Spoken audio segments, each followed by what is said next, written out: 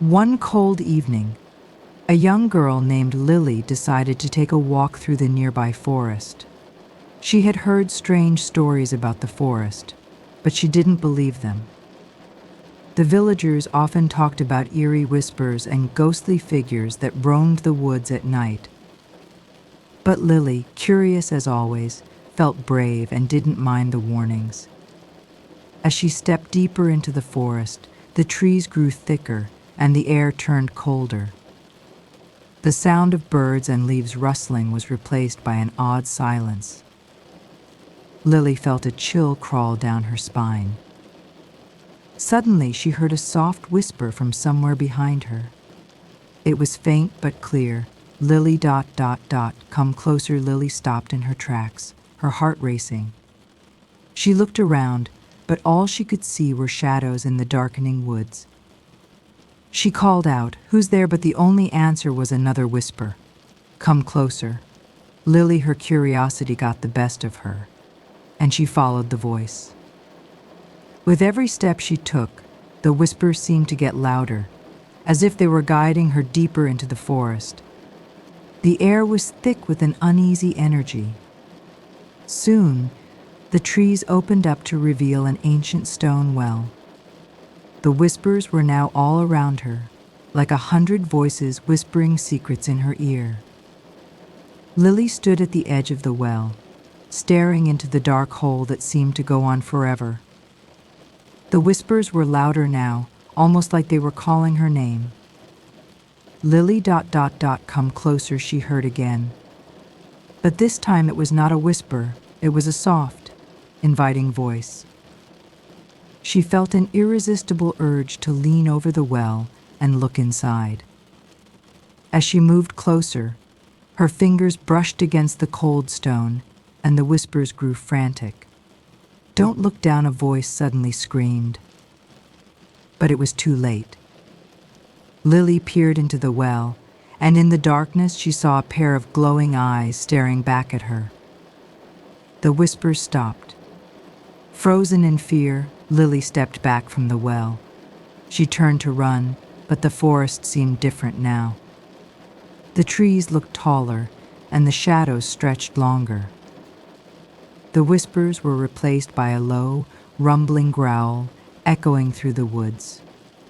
Lily could feel a presence behind her, something watching her, waiting for her to make a move. She took off running, but the path seemed to twist and turn, leading her deeper into the forest. She could hear footsteps following her, heavy and slow. She didn't dare look back. The whispers returned, but this time they sounded angry. "You should not have come here, Lily." Suddenly, Lily stumbled and fell to the ground. She scrambled to her feet, but when she looked up, she saw a figure standing before her. It was tall and thin, with glowing eyes, just like the ones in the well. The figure was silent at first, then it spoke in a deep, chilling voice. "You have awakened the phantom, and now you must leave." Lily's heart pounded in her chest, but she nodded quickly, afraid to speak. She turned and ran back the way she came, the whispers following her every step. As she reached the edge of the forest, the voice echoed once more. Never return. The whispers faded away, and the forest fell silent again. Lily never spoke of what happened that night, but she never ventured near the forest again. Lily had been avoiding the forest for weeks, but the whispers wouldn't leave her mind. Every night they seemed to call her name in the dark. One evening, as she walked near the edge of the forest, she noticed something strange. A path that she had never seen before appeared in front of her. It was narrow and winding, covered with thick vines, but there was something about it that drew her in. Without thinking, Lily stepped onto the path, the whispers growing louder with each step. She didn't know why, but something inside her told her to follow it. The deeper she went, the darker it became, and soon the trees seemed to close in around her. The whispers began to sound more like pleading voices, urging her to turn back, but Lily pressed on. As Lily ventured further, the path seemed to twist and change. She no longer recognized the forest around her. The air was thick with fog, and everything felt heavy. The whispers now sounded like a chorus, all speaking at once, and they were growing louder. Leave. Lily. Leave, they said, but it was too late. Suddenly, Lily found herself in a clearing. At the center was a large, ancient tree, its gnarled branches reaching out like twisted arms. The whispers were now deafening. Lily's heart pounded in her chest as she approached the tree, feeling an overwhelming sense of dread. The ground beneath her feet seemed to shift, as if the forest itself was alive, waiting for her to make a mistake. Without warning, the ground beneath Lily cracked open, revealing a dark hole. From the hole, glowing eyes appeared, just like the ones she had seen before. But this time they were much closer. A cold, dark figure emerged from the hole, its face hidden in shadow, its body tall and thin. The figure's eyes burned with an unnatural light, and the whispers became a terrifying roar. The figure spoke in a voice that sent chills through her body. "You shouldn't have come back," Lily, it said. "Now, you will become a part of the forest." Lily tried to run, but the air around her grew thick and heavy. She felt as if something was pulling her back, drawing her closer to the figure. Her breath quickened, and she could hear her heartbeat pounding in her ears. Lily felt the air grow colder, and the whispers turned into angry growls. She realized she was trapped. Every direction she turned, the forest seemed to close in around her. The figure stood in the center of the clearing, its eyes fixed on her, and its presence felt like a weight on her chest. Lily's fear grew, but she refused to give up. She remembered the stories the villagers had told her about how to escape the forest's curse: never show fear, and never look back. She gathered all her strength and forced herself to move, pushing through the fog, ignoring the voices that screamed her name. But the path was no longer there. Every time she took a step, the forest seemed to change, as if it were shifting to keep her trapped. Lily was exhausted, both physically and mentally. She had been running for what felt like hours, but the forest refused to let her go.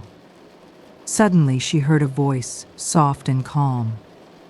It wasn't like the angry whispers from before. This voice seemed different, gentle, almost soothing. "Lily, you can leave now," it said. Without thinking, Lily turned around and followed the voice. To her surprise, the trees parted, revealing a narrow path that led back to the edge of the forest. The whispers faded away, and the figure disappeared. Lily ran as fast as she could, and as she crossed the forest's boundary, she felt a weight lift from her shoulders. The moment she stepped out, the forest fell silent. She never looked back. From that day on, Lily never ventured near the forest again, and the whispers were gone, but she knew one thing for sure: the forest had been watching her all along. Months passed since Lily escaped the haunted forest, but the whispers never left her mind. She tried to go on with her life, but something always felt wrong. One chilly autumn evening, she found herself standing at the edge of the forest again, staring into the darkness. The trees looked almost welcoming now, but Lily knew better. She had heard the whispers before, and she wasn't sure she could trust her memory of what had happened. But as she turned to leave, she heard it, that same soft whisper from deep within the woods. Lily, it was calling her once more. Her heart raced. She wanted to run, to forget about the forest, but the pull was too strong. Slowly, she stepped closer, against her better judgment. As Lily walked deeper into the forest, the familiar path began to reveal itself. It was the same one she had walked on that terrifying night. The whispering grew louder, but this time it was not just one voice. It was many, like an entire crowd of voices calling her name. "Come closer, Lily." We're waiting. Fear flooded her chest, but she couldn't turn back now. The path seemed to stretch out before her like a dark invitation, pulling her forward. The fog was thicker, and the trees loomed like giants. She took a deep breath and continued, her heart pounding in her ears, the whispers following her every step. As Lily reached the clearing with the ancient tree, she noticed something was different. The air was heavier, and the shadows seemed deeper. She couldn't see the well or the figure she had once encountered. But something was watching her. She could feel it in the air. The whispers had grown into a low hum, like a distant storm gathering strength. Lily stood still, her eyes scanning the darkness, but she saw nothing. Then, a voice broke through the silence, clearer and colder than before. "You have come back," Lily, it said. The figure appeared from the shadows, its glowing eyes piercing the darkness. Lily froze, her breath catching in her throat. The figure stepped forward, its thin arms reaching out toward her. "You should never have returned," it whispered, its voice like ice scraping over stone. Lily tried to run, but her legs felt heavy, as if the forest itself was holding her in place. The whispers turned to screams, louder and angrier, as if the entire forest was shouting at her. The phantom's eyes glowed brighter, and its voice became a low growl. "You are part of the forest now. You will never leave," it hissed. Lily's fear overwhelmed her. She realized that she wasn't just lost in the forest, she was part of it, a prisoner of its dark magic. The realization hit her like a wave, but it was too late to escape. Lily tried to fight back, pushing against the invisible force that held her. But the whispers grew louder, swirling around her, making her dizzy. She could feel the forest wrapping around her like chains, pulling her deeper into its grasp. The trees seemed to bend toward her, their branches like fingers reaching out to claim her. The phantom moved closer, its face hidden in darkness, but its voice was all around her. "You cannot escape. You are now one with the forest. The whispers will always find you." Lily's mind spun, and she felt herself weakening. The forest had claimed her once again. Lily's body grew colder, and her vision blurred. The whispers were no longer just voices, they were part of her, filling her thoughts, controlling her every move. She tried to scream, but her voice was swallowed by the forest. The phantom's form grew taller, its glowing eyes now filling her entire vision. As the last shred of Lily's will faded, she felt herself being pulled into the shadows. She became one with the forest, her body turning to mist, her soul trapped within the trees. The whispers stopped, and the forest was quiet once more. Lily was no longer Lily. She was the forest. She was the whisper. The forest was quiet again, but something had changed. The whispers, once soft and distant, now echoed in the air, cold and urgent. A new presence had joined the forest, one that was not entirely human. Lily's transformation was complete, and now she whispered alongside the phantom. The trees seemed to grow even darker, and the air grew heavier with every passing moment. Those who ventured too close to the forest could feel it, the unease in the air, the cold breath of something watching them from the shadows. The villagers spoke in hushed tones about the forest, about how it seemed to grow more dangerous with each passing year. And yet, despite the warnings, there were those brave enough or foolish enough to venture into the woods. But no one ever came back. One autumn evening, a young man named David, curious about the rumors of the haunted forest, decided to test them for himself. He had heard the stories from his grandfather, who had warned him never to step foot in the forest. But David didn't believe in ghost stories. He thought they were just tales to keep children in line. So, with a flashlight in hand and a heart full of bravado, he ventured into the woods. As he walked, the forest seemed to close in on him. The trees were taller and thicker than he remembered, their branches creaking as if whispering his name. The deeper he went, the colder it became. He shook off the unease growing in his chest and pressed on, unaware of the eyes watching from the darkness. Then, suddenly, he heard the soft whisper. David froze. The whisper was faint, but it was unmistakable. His heart pounded in his chest as he turned in every direction, trying to find the source of the voice. But there was no one. The forest was silent again, and for a moment he wondered if he had imagined it. He was about to turn back when he saw a faint glow between the trees. Hesitant, but curious, he followed it. The glow led him deeper into the forest, farther than he had ever been. The air felt thicker now, and the ground seemed to shift beneath his feet. The whispers grew louder, no longer soft and inviting, but harsh and frantic. "Leave, David." Leave now, but it was too late. David found himself in a clearing, the same one where Lily had once stood. And there, at the center of the clearing, stood the ancient tree.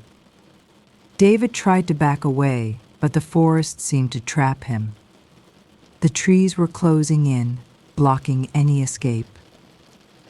The whispers grew louder, and before he could move, a figure emerged from the shadows. It was tall, thin, with glowing eyes, its face hidden in darkness. David's breath caught in his throat as the figure spoke. "You should not have come here," the phantom said, its voice like ice. "Now you are part of the forest." David's legs shook, and he tried to run, but the phantom reached out with its long, bony hands. The whispers intensified, filling David's mind with terror. He felt a sharp pain in his chest, as if the forest itself was pulling him in. David screamed, but his voice was swallowed by the forest. He struggled, trying to escape the phantom's grasp, but the cold hands tightened around him. The trees seemed to bend toward him, their branches reaching out to hold him still. The whispers were now a constant hum, like 1,000 voices inside his head. "You belong to us now," they said, and David felt himself being pulled closer to the ground. His skin felt cold, his limbs heavy. He could feel something shifting inside him, something that wasn't quite right. His body began to change, his fingers curling and his eyes dimming. The phantom's laughter echoed in his ears as he felt himself fading, becoming part of the dark forest he had once doubted. His vision blurred, and his thoughts grew distant. He no longer had control. The transformation had begun. When the villagers spoke of the forest from that day forward, they would sometimes hear a new whisper among the old ones. It was faint at first, but it grew stronger with time. "David, David," it would say, joining the chorus of the other voices that echoed through the trees. The forest had claimed another soul.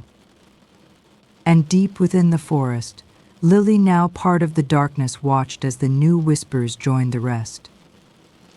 The phantom's work was never done. There would always be others curious, brave, or foolish who ventured into the woods. And one by one, the forest would add their voices to its endless chorus, trapping them in its shadows, where the whispers would never cease. In the small village by the forest, old tales were told around flickering fires. The elders would sit with wide eyes, warning the children never to wander too far into the woods. But no one truly believed the stories anymore. The forest had become a place of mystery, nothing more. However, the whispers were not only growing in the forest, but they were reaching out to the village as well. One night, a strange breeze began to blow through the village, bringing with it the chilling voices from the woods. People woke in the dead of night, feeling an odd unease, but when they looked outside, there was nothing. The whispers had come closer, and something dark was lurking in the corners of their minds. A young woman named Clara moved to the village, unaware of the forest's dark secrets. She had heard the stories but dismissed them as nothing more than old folklore. Her curiosity grew as she saw the villagers' unease every time they spoke of the forest. Clara was brave, and she wasn't afraid of the unknown. She decided to visit the woods, hoping to uncover the truth for herself. With a lantern in hand, Clara ventured to the forest's edge, feeling a sense of unease that she couldn't shake. The air was colder here, and the trees loomed like silent giants. But Clara pressed on, determined to prove that the stories were nothing but exaggerated myths. As she took her first step into the woods, a strange silence fell.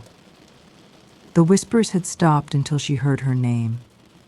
Clara, the voice was soft, like a distant breeze calling her name. At first, Clara thought it was the wind playing tricks, but then it came again, clearer this time. She turned around, but there was no one there. Her heart raced as the hairs on the back of her neck stood up. She couldn't deny it any longer. The whispers were real. Ignoring the growing sense of dread, Clara continued further into the forest. The trees grew thicker, and the shadows seemed to grow darker with every step.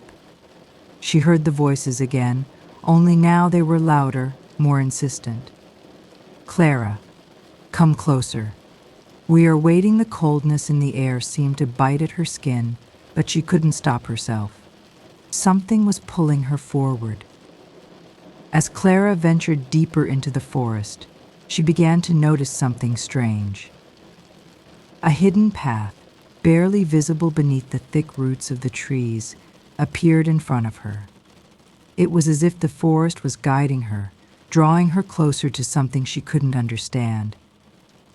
Her curiosity overpowered her fear, and she followed the path, each step heavy with the weight of the forest's secrets. The whispers grew louder still, swirling around her, echoing from all directions. She could hear them now, not just calling her name, but warning her. "Don't go any further." Turn back, but it was too late. Clara found herself standing at the entrance of a dark clearing, where the trees parted to reveal a towering, ancient tree, just like the one described in the tales. The air was thick with an eerie energy, and Clara felt an overwhelming chill seep into her bones. Clara stepped into the clearing, her lantern casting long shadows on the ground. The whispers faded, replaced by an oppressive silence. But then, a figure emerged from the darkness, the phantom. Its glowing eyes pierced through the shadows as it stepped forward. Clara froze, her breath caught in her throat. She had heard the stories, but now, seeing the phantom with her own eyes, she realized how real they were. "You should have never come here." Clara, the phantom's voice was cold, like ice scraping against stone. The trees around them seemed to close in, their branches swaying as if they were alive. Clara's heart raced as she backed away, but the phantom followed her every step. "You belong to the forest now," it whispered. The air grew heavier, and Clara could feel the forest's power wrapping around her, trying to pull her in. Clara tried to run, but her feet felt like they were stuck in the ground, as if the forest itself was holding her still. The phantom reached out with its long, bony hands, and Clara could feel the coldness seeping into her skin. The whispers returned, louder than ever, swirling around her like a storm of voices. She could hear them all now, the voices of those who had come before her. "You are ours now," they whispered in unison. Clara's vision began to fade, and the world around her blurred. The phantom's glowing eyes were the last thing she saw before everything went dark. The whispers filled her mind, and she felt herself slipping away, her body becoming part of the forest, her soul joining the chorus of voices that would never cease. The forest had claimed her, just as it had claimed so many others before her. The villagers began to notice something strange. Clara had not returned, and when they went looking for her, the forest remained silent, almost too silent. The whispers that had once seemed distant were now absent, as if the forest was holding its breath. Fear began to spread like wildfire throughout the village. The elders, who had once warned the villagers of the forest's dangers, now spoke with urgency. They knew that something terrible was coming, something darker than ever before. The days passed, and with each day, the whispers grew louder. The people could feel it in the air, a constant hum of unease. The villagers gathered, unsure of what to do, but deep down, they knew that the forest was calling for them. No one was safe. One night, as the full moon bathed the village in a ghostly glow, a strange wind began to blow. It rattled the windows and howled through the streets. And then the whispers returned louder than ever. This time the villagers could hear them clearly, not just in the woods, but in the very heart of their village. "Come back. Come to the forest," the voices called. It was no longer just the forest's phantom, it was something greater, something ancient and powerful. The village elder, Old Thomas, gathered the people together and told them the terrible truth. "The forest has begun to claim more souls," he said, his voice trembling. "And now it is coming for us." The villagers knew they had no choice. They had to face the forest and its whispers or risk losing everything. The next morning, a group of brave villagers, led by Old Thomas, ventured into the forest, determined to find Clara and stop whatever dark force was at work. They carried torches, their hearts heavy with fear, but they were ready to face whatever the forest held. As they crossed the threshold into the woods, the air grew colder and the ground felt damp beneath their feet. The whispers began again, faint at first, but growing louder as they ventured deeper. "Leave now. Leave before it's too late," but the villagers pressed on, ignoring the voices that seemed to beckon them into the darkness. The deeper they went, the more they felt the presence of something watching them, something powerful. As the group moved further into the forest, a thick fog began to rise from the ground, obscuring their vision. The trees towered above them, their twisted branches reaching out like skeletal hands. The whispers were everywhere now, surrounding them, making it hard to think or move clearly. Suddenly, one of the villagers, a young man named Peter, stopped in his tracks, his face pale. "I saw something," he whispered, his voice trembling. "There's someone." Watching us, the others looked around but saw nothing. The air grew colder, and the whispers became frantic, as if urging them to leave. But it was too late. The phantom appeared, its glowing eyes shining through the fog, and the villagers froze in terror. The phantom stepped forward, its long, shadowy form emerging from the mist. "You should not have come here," it said, its voice cold and cruel. "You belong to the forest now." The villagers tried to run, but the forest seemed to close in around them. The trees seemed to move, their branches reaching down to trap them. Panic set in as they realized there was no escape. Old Thomas stepped forward, holding up a sacred amulet that had been passed down through generations. "We must destroy it," he said, his voice filled with determination. "This amulet is the only thing that can break the forest's hold." But the phantom laughed, a low, chilling sound that sent shivers down their spines. "You cannot stop what has already begun," it hissed. As the phantom advanced, the villagers realized they were running out of time. The whispers became deafening, filling their minds with visions of the forest, of the souls it had claimed, of the darkness that had taken root within. The amulet glowed brightly in old Thomas's hands, but the phantom was closing in. The villagers had a choice: fight back and risk becoming part of the forest's endless chorus of whispers, or turn and run, leaving behind everything they knew. But deep down, they all knew that there was no true escape. The forest's curse would follow them wherever they went, and soon it would come for them all. With no other choice, they made their stand. Old Thomas held up the amulet, shouting a prayer into the darkness, while the others braced themselves for the inevitable.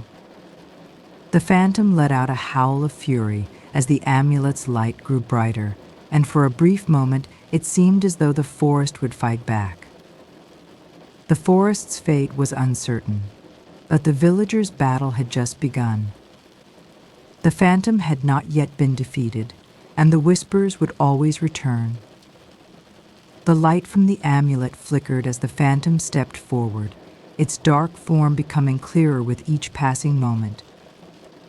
The villagers' hearts pounded in their chests, but they stood their ground, united in their determination to save their homes and loved ones.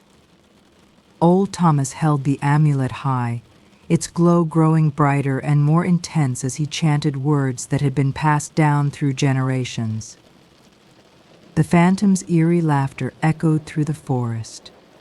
"You think you can defeat me with an old trinket?" it hissed. But the amulet began to pulse with a powerful energy, its light now blinding. The forest seemed to tremble, and the whispers grew louder, rising in a frantic crescendo. With a sudden burst of light, the amulet sent out a shockwave, pushing back the phantom and causing the trees to shudder. For a moment, everything was still, but the phantom wasn't gone. It reappeared now, angrier than ever, its eyes glowing like burning coals.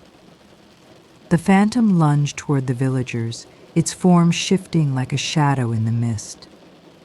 The villagers scrambled to defend themselves, but the forest seemed to be alive, its branches reaching down like clawed hands to grab them.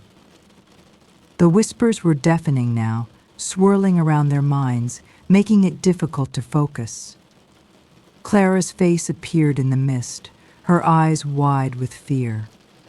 "You can't stop it," she whispered, her voice filled with despair. Old Thomas raised the amulet again, but the phantom's dark energy seemed to drain it, weakening the light. The forest's vengeance was relentless, and the villagers knew that time was running out. "We must end this," Old Thomas said, his voice shaking. "We must destroy the heart of the forest itself with no other choice." The villagers followed Old Thomas deeper into the forest, toward a place few had ever seen: the heart of the woods. The deeper they ventured, the more oppressive the air became, and the more the whispers surrounded them. It was as if the forest itself was trying to turn them back. But they pressed on, guided by the faint glow of the amulet. They finally reached a clearing where the ancient tree stood, its roots twisted and dark. This was the source of the forest's power, the place where the phantom's curse had been born. The whispers were deafening now, swirling around the villagers like a storm. But they couldn't turn back. They had come too far. The forest seemed to hold its breath as old Thomas approached the ancient tree. The phantom appeared once more, blocking their path, its eyes filled with malice. "You are too late," it hissed. "The forest has claimed your souls, and you will never leave." The villagers stood their ground, determined not to let the phantom's curse spread any further. Old Thomas raised the amulet one last time, its light shining brighter than ever. "This ends now," he said, his voice steady despite the fear that gripped him. He placed the amulet on the roots of the ancient tree, and as it made contact, the entire forest seemed to tremble. The phantom screamed in rage, its form beginning to fade. But it wasn't over yet. The phantom's form began to dissipate as the amulet's light consumed it. The whispers became frantic, louder than ever, but they slowly started to fade into nothingness. The trees shook violently, and the ground beneath their feet cracked open. Old Thomas, holding the amulet tightly, watched as the forest seemed to break apart. The dark energy that had once bound the phantom to the woods was finally dissolving. The phantom let out one last, soul-piercing scream, and then it was gone. The air cleared and the forest fell silent. The whispers stopped and the oppressive darkness lifted. For the first time in what felt like centuries, the forest was quiet, its cursed hold broken. As the first rays of sunlight broke through the trees, the villagers looked around in disbelief. The forest, once filled with terror and whispers, was now peaceful, bathed in the soft light of dawn. The cursed power that had held the woods in its grip was gone, and Clara, along with the other lost souls, was finally free. The village had been saved. The villagers stood together, weary but triumphant, knowing that the forest's dark grip had been broken. Old Thomas, though exhausted, smiled as he looked out over the once menacing woods. "The forest will heal," he said softly. "And so will we." As they made their way back to the village, the whispers were no more. The forest, once a place of fear, was now just a forest again, silent, still, and free. And as the village slowly returned to normal, they would never forget the terrifying whispers that had haunted them, and the bravery it had taken to silence them forever. The forest was calm, almost as if it had never been cursed. The trees, once twisted and dark, now stood tall and serene, their branches swaying gently in the breeze. The villagers returned to their homes, their hearts lighter with each step they took away from the haunted woods. They had faced the forest's wrath, and they had won. Clara, who had been trapped in the forest's grip for so long, now stood at the edge of the village, gazing at the forest with a mixture of fear and relief. The whispers were gone, and the phantom had disappeared. But even though the terror had ended, she knew that the memories of what had happened would remain with her forever. The village would heal, but the scars of the forest would never fully fade. Over the next few days, life in the village returned to normal. The people tended to their farms, their children played in the streets, and the once feared forest became just another part of the landscape. The village elder, Old Thomas, spent his days in quiet reflection, grateful for the peace they had won but haunted by the memories of the battle they had fought. Yet, even in the silence, there was a sense of something new, something growing. The village, once cursed by the forest's whispers, now seemed to be in the midst of a quiet rebirth. The crops grew stronger, the air felt fresher, and the villagers' hearts seemed lighter. It was as if the forest had taken something from them, but in return it had given them peace. One afternoon, a stranger appeared at the edge of the village. He was tall and cloaked in dark robes, his face obscured by the hood he wore. The villagers watched him with curiosity and caution, unsure whether he was a friend or foe. Old Thomas, who had been watching from a distance, approached the stranger cautiously.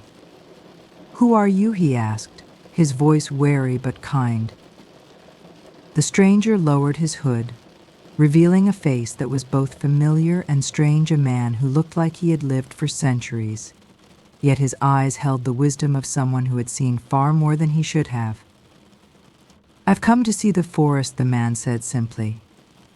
"I heard the whispers were gone, and the curse was lifted. I am a traveler, and I have been searching for a place of peace." Old Thomas nodded slowly, understanding. "The forest has been freed from its curse, but be careful," he warned. "There are forces in this world that should not be disturbed. The peace here is fragile, and we must protect it." The stranger nodded, then turned and walked toward the edge of the forest, disappearing into the trees without a word. As days passed, the villagers began to wonder about the stranger's visit. Who was he? And what did he seek in the forest? They couldn't shake the feeling that something was still lingering in the woods, something from the past that might stir again. Old Thomas, though grateful for the peace, couldn't shake his own doubts. The amulet that had banished the phantom had been powerful, but he feared it might not have been enough to cleanse the forest entirely. There were deep, ancient forces at work, and they could not be forgotten. One evening, he decided to visit the forest alone, hoping to find answers to his questions. As he stepped into the woods, he felt the familiar chill in the air. The whispers were gone, but the presence of something ancient still lingered. The forest had a memory, and though the phantom was gone, the shadow of its power remained. Old Thomas wandered deeper into the woods, his footsteps silent against the soft ground. The trees seemed to close in around him, their branches twisting and turning like silent watchers. The further he went, the more the air grew heavy, and he felt the presence of something watching him, just as he had felt before when the phantom was alive. Suddenly, a faint whisper reached his ears, soft at first, then growing louder. It was not the same whisper as before, but it was unmistakably familiar. "You cannot escape what has been done," it murmured. The voice was low, almost a sigh, but there was something in it that made Old Thomas' heart race. He spun around, expecting to see something, but there was nothing there. The forest was still. Yet the whispers continued to echo in his mind, as though the forest itself was trying to speak to him, warning him of something he had not fully understood. Old Thomas left the woods that evening with more questions than answers. He had felt the presence of something old and powerful, something that was still tied to the forest, despite the phantom's defeat. It was as if the forest itself was alive, its roots stretching deep into the earth, binding it to forces far older than the villagers could comprehend. That night, as he lay in bed, the whispers returned, louder than ever before. They were not coming from the forest anymore, but from within his own mind. "The forest's peace is fragile," the voice whispered. "The balance has been disturbed, and the shadows are stirring." Old Thomas knew then that the peace the villagers enjoyed was not permanent. The forest, though quiet for now, was watching, waiting. And though they had won the battle, the war against the ancient forces that ruled the woods was far from over. The next morning, Old Thomas gathered the villagers. His face was pale, his eyes filled with a deep, unspoken worry. "We've been given peace," he began, his voice steady but heavy with concern. "But we must not forget the forest's power. Something stirs beneath the surface, something ancient." The villagers listened intently, fear creeping into their hearts. They had thought the nightmare was over, that the whispers and the phantom were gone for good. But old Thomas' warning made it clear that the forest was far from healed. There was a deeper darkness, one that was patient and powerful, waiting to rise again. "Whatever happens," old Thomas continued, "we must remain vigilant. The forest remembers, and it will not easily forget." Days passed, and life in the village seemed to return to normal. But the peace was fragile, and the villagers couldn't shake the feeling that something was wrong. The stranger who had visited the forest days before had not been seen since, and his sudden disappearance only added to their growing unease. One evening, as the sun began to set, the stranger appeared again, walking slowly toward the village. His cloak was darker than before, and his eyes seemed more intense, as if they held a secret that he was about to reveal.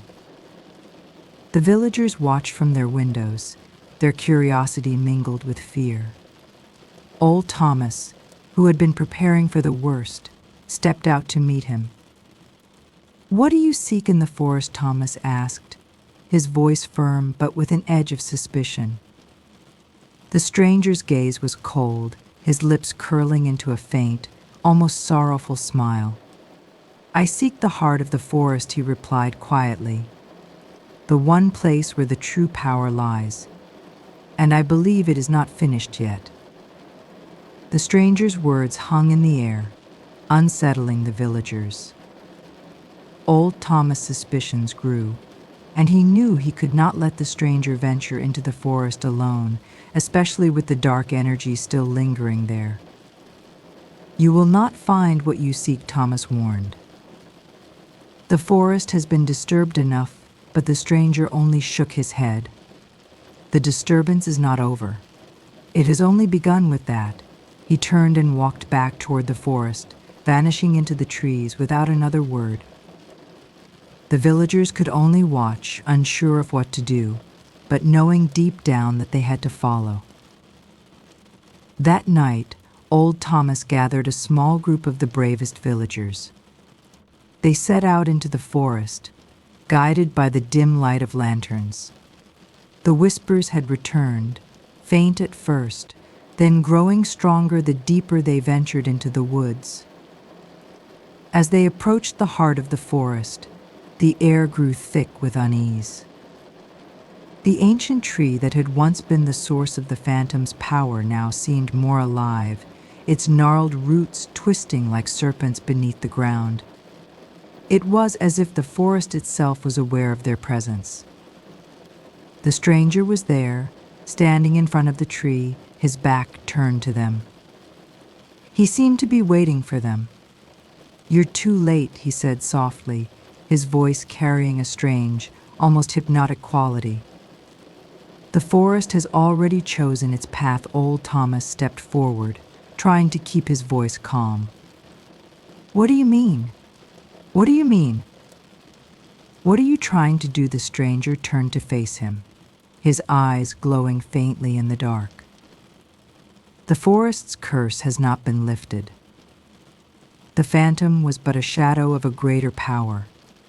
I came here to free it, to awaken what lies deep beneath these roots." The villagers gasped in horror as the stranger raised his arms, chanting in a language that none of them recognized. The ground beneath them trembled, and the trees seemed to groan in response, their branches twisting violently. Old Thomas knew they had made a mistake by letting the stranger into the forest. The power he sought to awaken was ancient, and it would bring about destruction far worse than anything they had faced before. The air was thick with tension as the stranger's chant grew louder. The ground cracked open beneath their feet, and from the earth, something stirred, something dark, something ancient. The whispers grew into screams, echoing through the trees, filling the air with terror. Old Thomas could feel the weight of the curse pressing down on him. The forest was alive again, but it was no longer the peaceful woods they had once known. It was a place of evil, of darkness, and it was reaching out to claim them all. As the ground split further and the trees began to bend and crack, the stranger laughed a low, unsettling laugh. "The forest is mine," he whispered, "and now you will never leave." With a surge of power, the phantom spirit rose from the earth, its shadowy form towering over them. The forest had been disturbed once again, and now it was worse than ever before. The phantom's figure loomed above the villagers, its shadow stretching over them like a dark cloud. Its eyes, glowing with an unnatural light, fixed on them with malice. The air was thick with an oppressive force, as if the forest itself had turned against them. The whispers that had once been faint now filled the air, their voices a chorus of torment. Old Thomas stood his ground, though his heart pounded with fear. "We must fight back," he shouted to the villagers. "The forest's curse is not just a story, it's real. We have to stop it before it consumes us all." The villagers gathered their courage, their hands trembling as they picked up makeshift weapons, sticks, axes, anything they could find. But as they prepared for battle, the phantom's form seemed to grow stronger, its tendrils of shadow reaching out to grasp them. The stranger stood silently, his eyes locked on the phantom as it swirled around him. His lips curled into a smile, but there was no joy in it, only a cold, calculating satisfaction. The villagers were fighting for their lives, but he was not here to help them. "I warned you," he said softly, his voice drowned out by the chaos around them. "The forest is not meant to be tamed. You cannot control it. It controls you." Old Thomas turned to the stranger, realization dawning on him. "You knew this would happen," he said, his voice filled with disbelief. "You brought us here, knowing the forest would awaken. You wanted this." The stranger did not respond, but his eyes flickered with an unreadable expression. It was too late for regret, though. The battle had already begun, and they were all trapped in the forest's grasp. The phantom's form seemed to shift and pulse, like a living entity made of pure darkness. It surged forward, its twisted arms reaching out to seize the villagers. Their weapons did little to stop it, as if the phantom was immune to their efforts. Old Thomas, struggling to hold on to his courage, realized they were fighting a battle they could not win. The phantom's power was beyond anything they had ever encountered. It was tied to the forest itself, an ancient evil that no one could defeat by force alone. "We need to find the heart of the forest," Thomas said, gasping for breath. "It's the only way to stop this."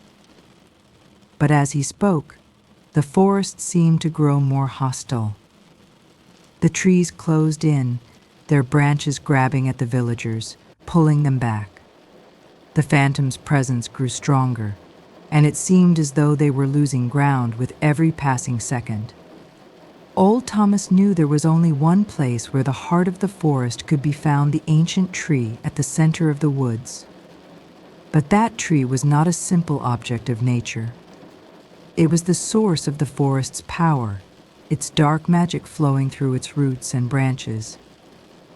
It had been the site of countless rituals over the centuries, and the villagers had been warned never to approach it. "This is madness," one of the villagers muttered. "The tree, it's cursed. If we go there, we may never come back." But Thomas' resolve was firm. "If we don't try, we'll never leave at all." With the phantom's rage growing stronger behind them, they made their way through the darkened woods, following the twisted path that led deeper into the heart of the forest. Every step felt like they were walking into the jaws of a beast, but Thomas knew they had no choice. They finally reached the ancient tree, its twisted branches reaching toward the sky like skeletal hands. The air around it was thick with dark energy, and the ground beneath them seemed to pulse with the rhythm of the forest's heartbeat. Old Thomas could feel the power of the tree, and it made his skin crawl. The whispers were louder here, as if the tree itself was calling to him, urging him to come closer. "This is it," Thomas said, his voice shaking with fear. "We need to destroy the source of the forest's power." He raised his hand, but before he could act, the phantom appeared once more, its glowing eyes fixed on him. "You cannot destroy me," it hissed.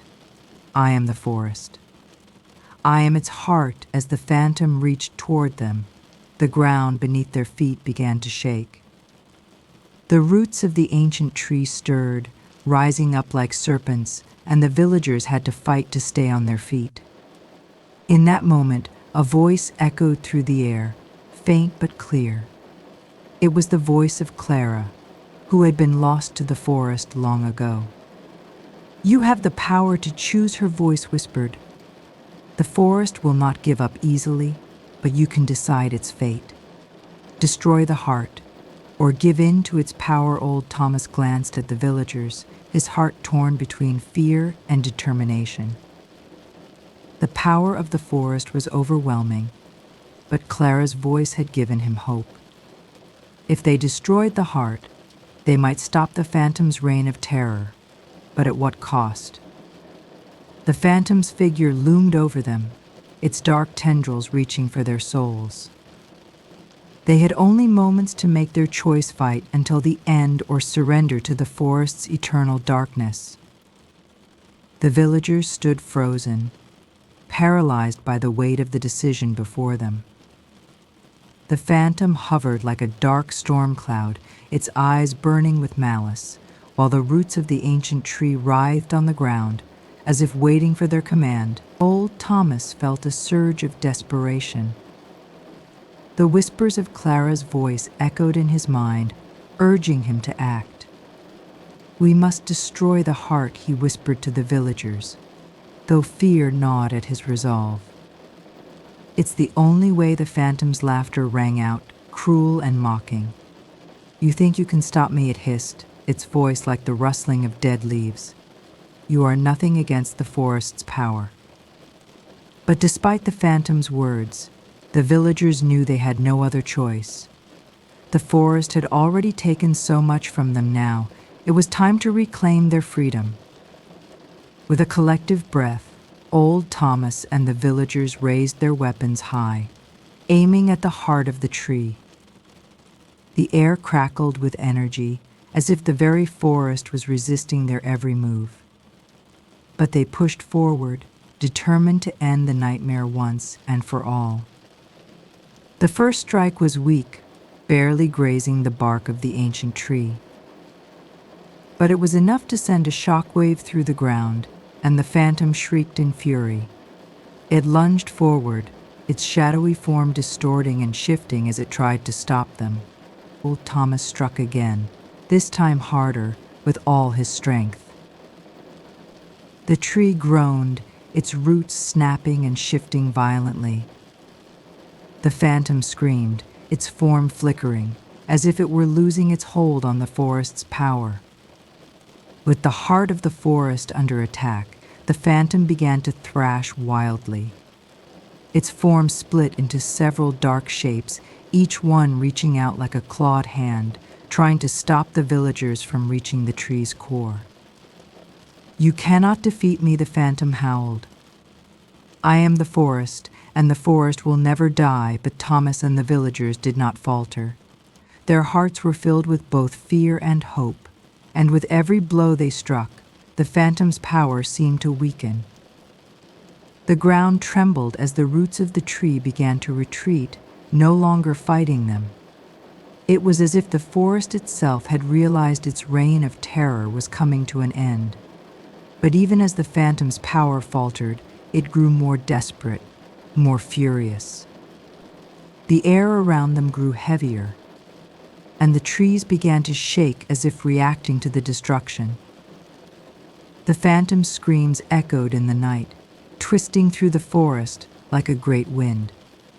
But old Thomas did not look away. He focused solely on the heart of the tree, knowing that this was their only chance. The villagers worked together, their strikes growing faster and more determined with each passing second. The phantom's form flickered like a dying flame, its grip on the forest weakening. Then, with a final powerful blow, old Thomas struck the heart of the tree. The ground shook violently beneath their feet, and a blinding light erupted from the tree's core. The phantom shrieked in agony, its form shattering like glass. The light from the tree grew brighter, and the whispers of the forest turned to silence. The phantom's dark form dissolved into the air, disappearing like smoke carried away by the wind. The forest itself seemed to exhale, as if it had been holding its breath for centuries. For a moment there was nothing but stillness. The villagers stood in awe, their hearts racing as the dark presence that had haunted them for so long finally faded into nothingness. The forest, once alive with whispers and shadows, was now eerily quiet. But old Thomas knew that this peace came at a cost. The heart of the forest had been broken, and with it, the forest's hold over the village. It was over, but the scars of their battle would never fully fade. As the last echoes of the phantom's scream faded into the night, the villagers slowly stepped back, their eyes wide with disbelief and exhaustion. They had done it. The forest's curse had been broken, and the nightmare was finally over. The ancient tree, now silent and lifeless, stood like a monument to the battle they had fought. Its roots no longer twisted under the earth, and its branches no longer reached for the sky. The power that had once been its essence was gone, leaving only the remnants of what had once been. Old Thomas took a deep breath, his hands shaking with both relief and sorrow. "It's over," he whispered to himself. "The forest is free." And so are we. As the first light of dawn broke through the trees, the villagers began to make their way home, their hearts heavy but full of hope. The forest would never be the same again, but they had survived. And in that survival they had found a new beginning. As the villagers made their way back to the village, the silence of the forest felt strange, almost unnerving. The air no longer carried the weight of whispers or the rustling of unseen footsteps. It was as if the forest itself was resting after centuries of torment. Yet, beneath the stillness, the villagers couldn't help but feel a sense of unease. Old Thomas walked slowly, his mind racing. They had defeated the phantom, but what remained of the forest's ancient power? Would it come back? Could they ever fully escape the horrors they had faced? He glanced at the others, noticing the same thoughts reflected in their eyes. Despite the victory, the scars of the past were deep. As the village came into view, a sense of peace settled over him. The struggle was over, and they had emerged victorious, barely, but alive. Back in the village, life slowly began to return to normal. The fields were no longer overtaken by darkness, and the children could play without fear of the phantom's shadow lurking in the trees. The villagers, though weary and forever changed, began to rebuild their lives. But the victory was bittersweet. Old Thomas stood by the village well, looking toward the forest, which now appeared calm and still. It was as if the very soul of the land had been freed from its long torment. Yet, he knew that it was not just the forest that had changed. They, too, were different, stronger, perhaps, but scarred by what they had endured. The villagers gathered in the center of the village, telling stories of the battle, remembering their lost friends, and honoring those who had sacrificed everything. It was a time of healing, and though the forest had been tamed, they would never forget the horrors they had faced. One evening, as Thomas walked through the village, he felt an unfamiliar cold breeze sweep through the streets. It wasn't cold enough to be the chill of winter, but it sent a shiver down his spine. He stopped, looking toward the darkened trees at the edge of the village. For a moment he thought he heard a whisper, a faint sound, barely audible, like the rustle of leaves in the wind. He shook his head, trying to convince himself it was just the wind. But deep down, something gnawed at him. "Is it over?" he whispered to himself, his voice barely a murmur. He couldn't shake the feeling that something was still watching, waiting. Had they truly broken the curse? Or was there more to this forest's mystery than they realized? That night, as Thomas lay in bed, the whispers returned. They were soft at first, distant voices that seemed to float on the breeze. But as the night deepened, the voices grew louder, more insistent. Thomas sat up in his bed, his heart pounding in his chest. He knew that the phantom had been destroyed, but the forest still held its secrets. Had they really freed the village, or had they simply disturbed something even darker beneath the surface? The whispers carried a warning, a message that seemed to come from deep within the forest. "The heart is not dead," the voices seemed to say. "It only sleeps." A chill ran through Thomas as the sound of footsteps echoed through the village streets, though he knew no one was there. The darkness outside seemed to stir, as if it was waking up, remembering the things that had been hidden for so long. The next morning, Thomas couldn't shake the feeling that something was wrong. He gathered the villagers together and shared his fears about the whispers and the strange chill in the air. Some of them scoffed, believing the danger had passed, but a few others, particularly the elders, shared his concerns. "There are legends," one elder said, her voice trembling, "of a force older than the forest itself. It's said that when the heart of the forest is disturbed, the spirit that guards it awakens, not with rage, but with patience." The elder's words hung heavy in the air. "What spirit?" Thomas asked, his voice low. "The guardian," the elder whispered. "The one who keeps the balance. It is said that as long as the forest's heart remains broken, the spirit will wander, waiting for the time to restore what was lost." With the elder's warning in his mind, Thomas returned to the edge of the forest. The village seemed safe, but the whispers that had plagued his sleep haunted his thoughts. He walked along the familiar path to the ancient tree, now silent and still, but there was something unsettling about its emptiness. As Thomas approached the tree, a sudden gust of wind whipped through the leaves, carrying with it a faint, eerie song. He looked around, but the forest seemed deserted. The whispers were gone for now, but he knew they would return. He knelt before the tree, placing his hand gently on the bark. For a moment, everything was still. Then, deep within the roots, he felt a faint tremor, as if the forest itself was alive, breathing again. The spirit of the forest had not forgotten, and neither would Thomas. The days following Thomas' encounter with the ancient tree were strange and unsettling. The village, though free from the phantom's immediate threat, still carried an air of tension. People spoke less, moving with a quiet urgency, as if waiting for something to happen.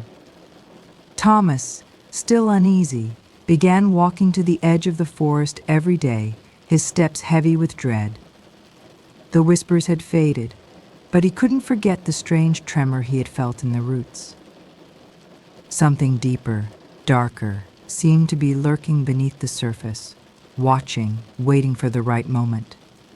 One evening, as he approached the forest, Thomas swore he saw a shadow move between the trees. It was quick, too fast for his eyes to follow. But it was enough to make his heart race. That night, as the moon rose high in the sky, Thomas couldn't sleep. The air in the village had become thick with unease, as if something was drawing near. He lay in his bed, staring at the ceiling, trying to ignore the growing sense of dread that filled him. Then, just as he was about to drift into a restless sleep, he heard the faint, hollow sound of a bell ringing from deep within the forest. It was distant, but it carried with it an undeniable urgency.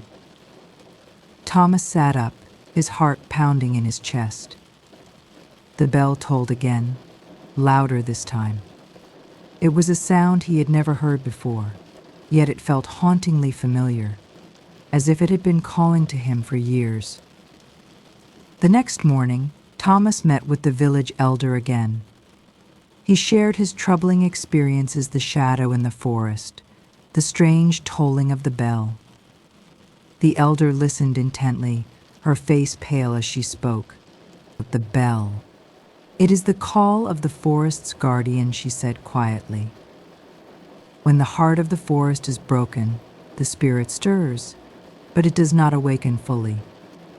It waits for the moment when it can restore what has been lost. The bell is the signal. It means the time is near. But what does the spirit want? Thomas asked, his voice filled with anxiety. The spirit's duty is to protect the forest's heart, the elder replied. When it feels the balance has been disrupted, it will do whatever is necessary to restore it, even if it means sacrificing those who have disturbed it. The warning weighed heavily on Thomas' heart. He couldn't shake the feeling that the village was in danger once again, even if the phantom was gone. The guardian spirit, with its ancient power, was far more dangerous, and he knew that he was the one who had to face it. Determined to stop whatever the spirit planned, Thomas gathered a small group of villagers, including the elder, to venture deep into the forest. The bell's toll had been growing louder, calling them closer to the heart of the woods. As they walked through the thick trees, the air grew colder, and the wind began to howl. "I fear we are too late," the elder whispered, her voice trembling. The spirit is already stirring. After hours of walking, they finally arrived at the clearing where the ancient tree had once stood. But what they found was something completely unexpected. The tree was gone, replaced by a dark, pulsing energy that seemed to fill the entire forest. The ground trembled beneath their feet, and the sky above darkened as if reacting to the power that surged from the center of the forest. The elder gasped. "The guardian has restored the heart," she whispered in awe and fear. "The forest is whole again." But it is no longer the same. The pulsing energy in the center of the clearing grew brighter, almost blinding. It was as if the heart had been reborn, and with it, the ancient power of the forest. As the light from the heart of the forest intensified, the ground beneath Thomas and the villagers cracked open, releasing a deep, low growl that seemed to echo from the very depths of the earth. The guardian spirit, now fully awake, materialized before them, a towering figure made of swirling shadows and light. Its eyes burned like the sun, and its voice, when it spoke, shook the air itself. "You dare disturb the forest's heart again," the spirit roared. "The balance has been broken, and now you will pay the price." Thomas, though terrified, stepped forward. "We didn't mean to disturb the balance," he pleaded. "We only wanted to free our village from the phantom. Please let us go." But the spirit's eyes narrowed. "The price for breaking the heart is not so easily forgiven. The forest has its laws, and they must be obeyed." The guardian's presence was overwhelming, its form shifting between light and shadow. Its gaze pierced through the hearts of the villagers, making them feel small and insignificant. Thomas could feel his knees weaken, but he stood tall, refusing to show fear. "We did not come to defy the forest," Thomas said, his voice steady despite the weight of the spirit's fury. "We only sought to protect our home."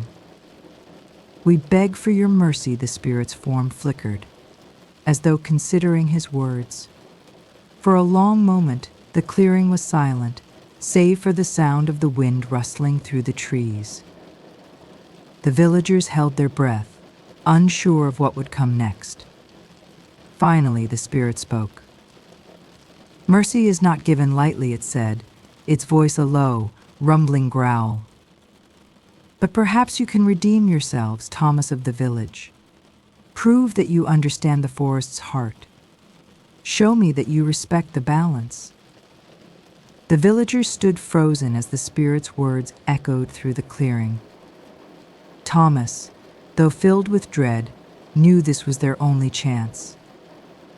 The elder, sensing his resolve, stepped forward and spoke in a voice that trembled with both fear and hope.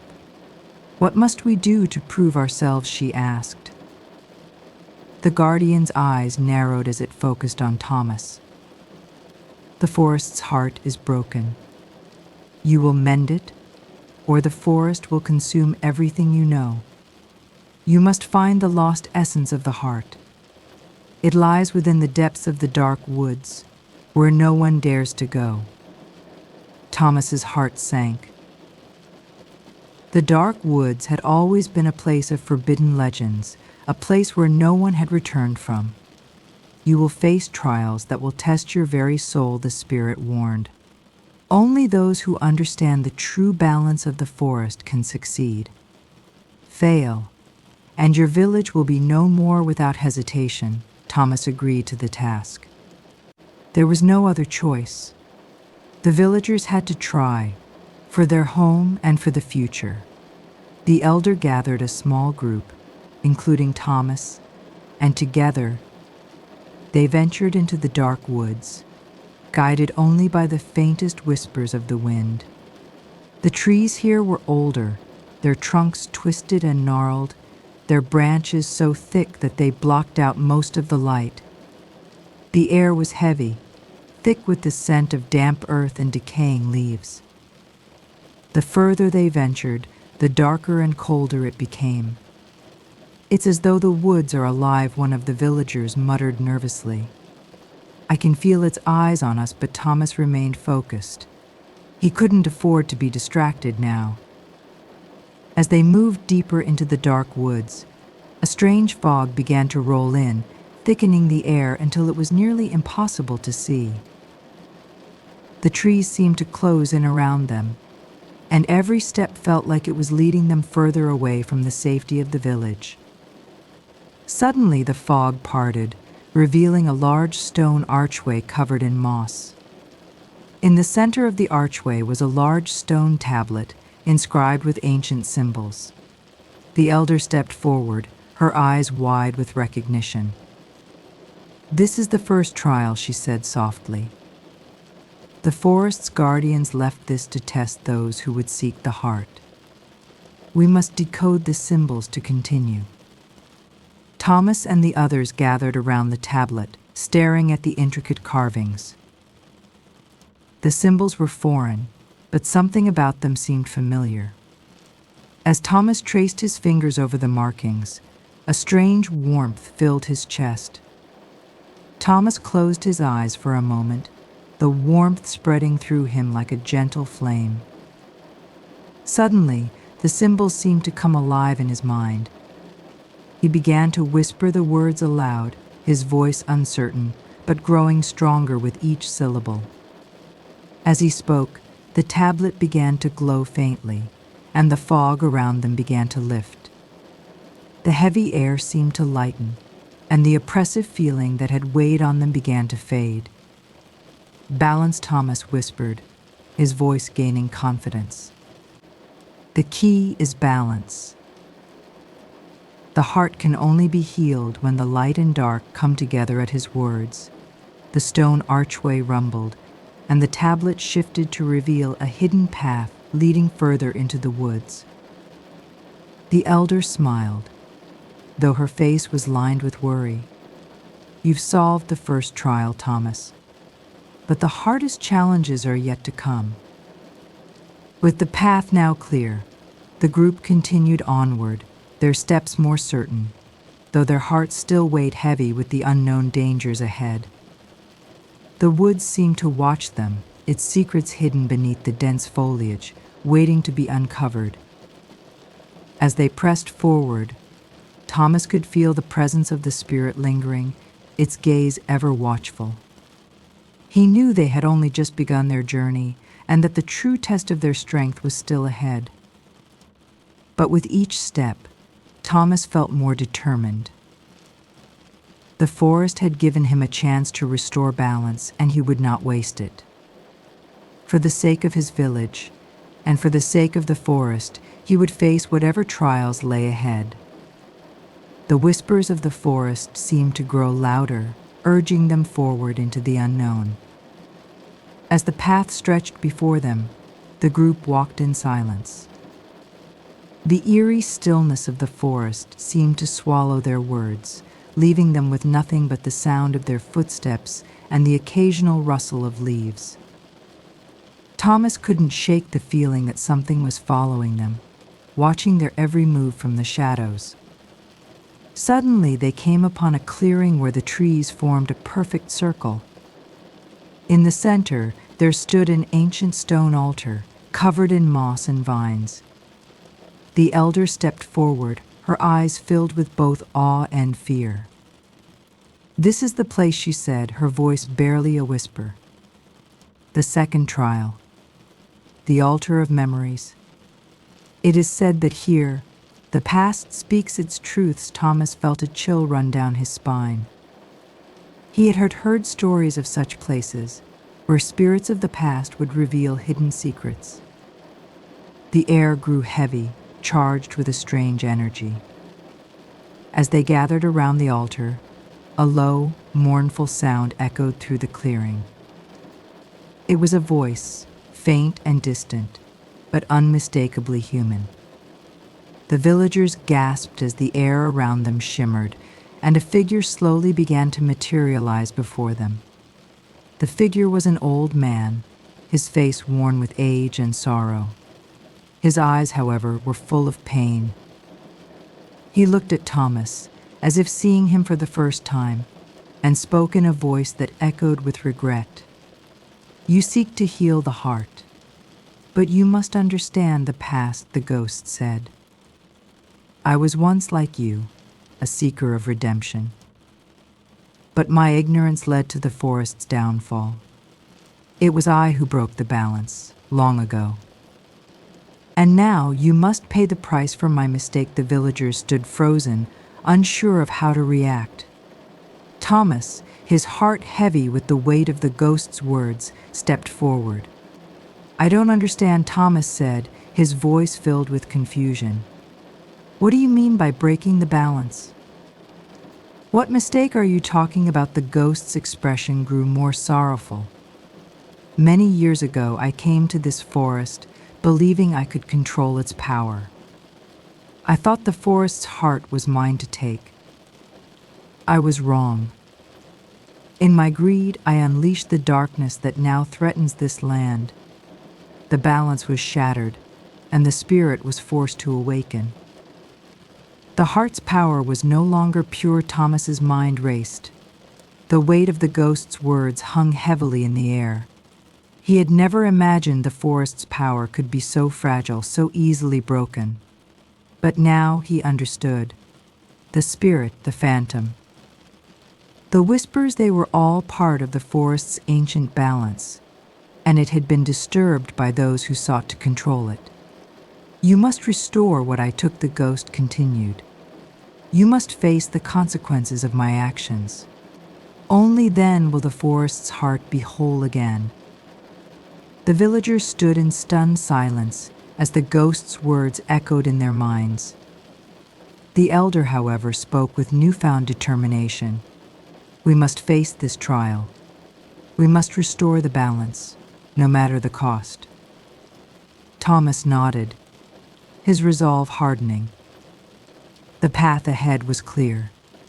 To heal the forest, to protect his village, he had no choice but to confront the darkness that had been unleashed all those years ago.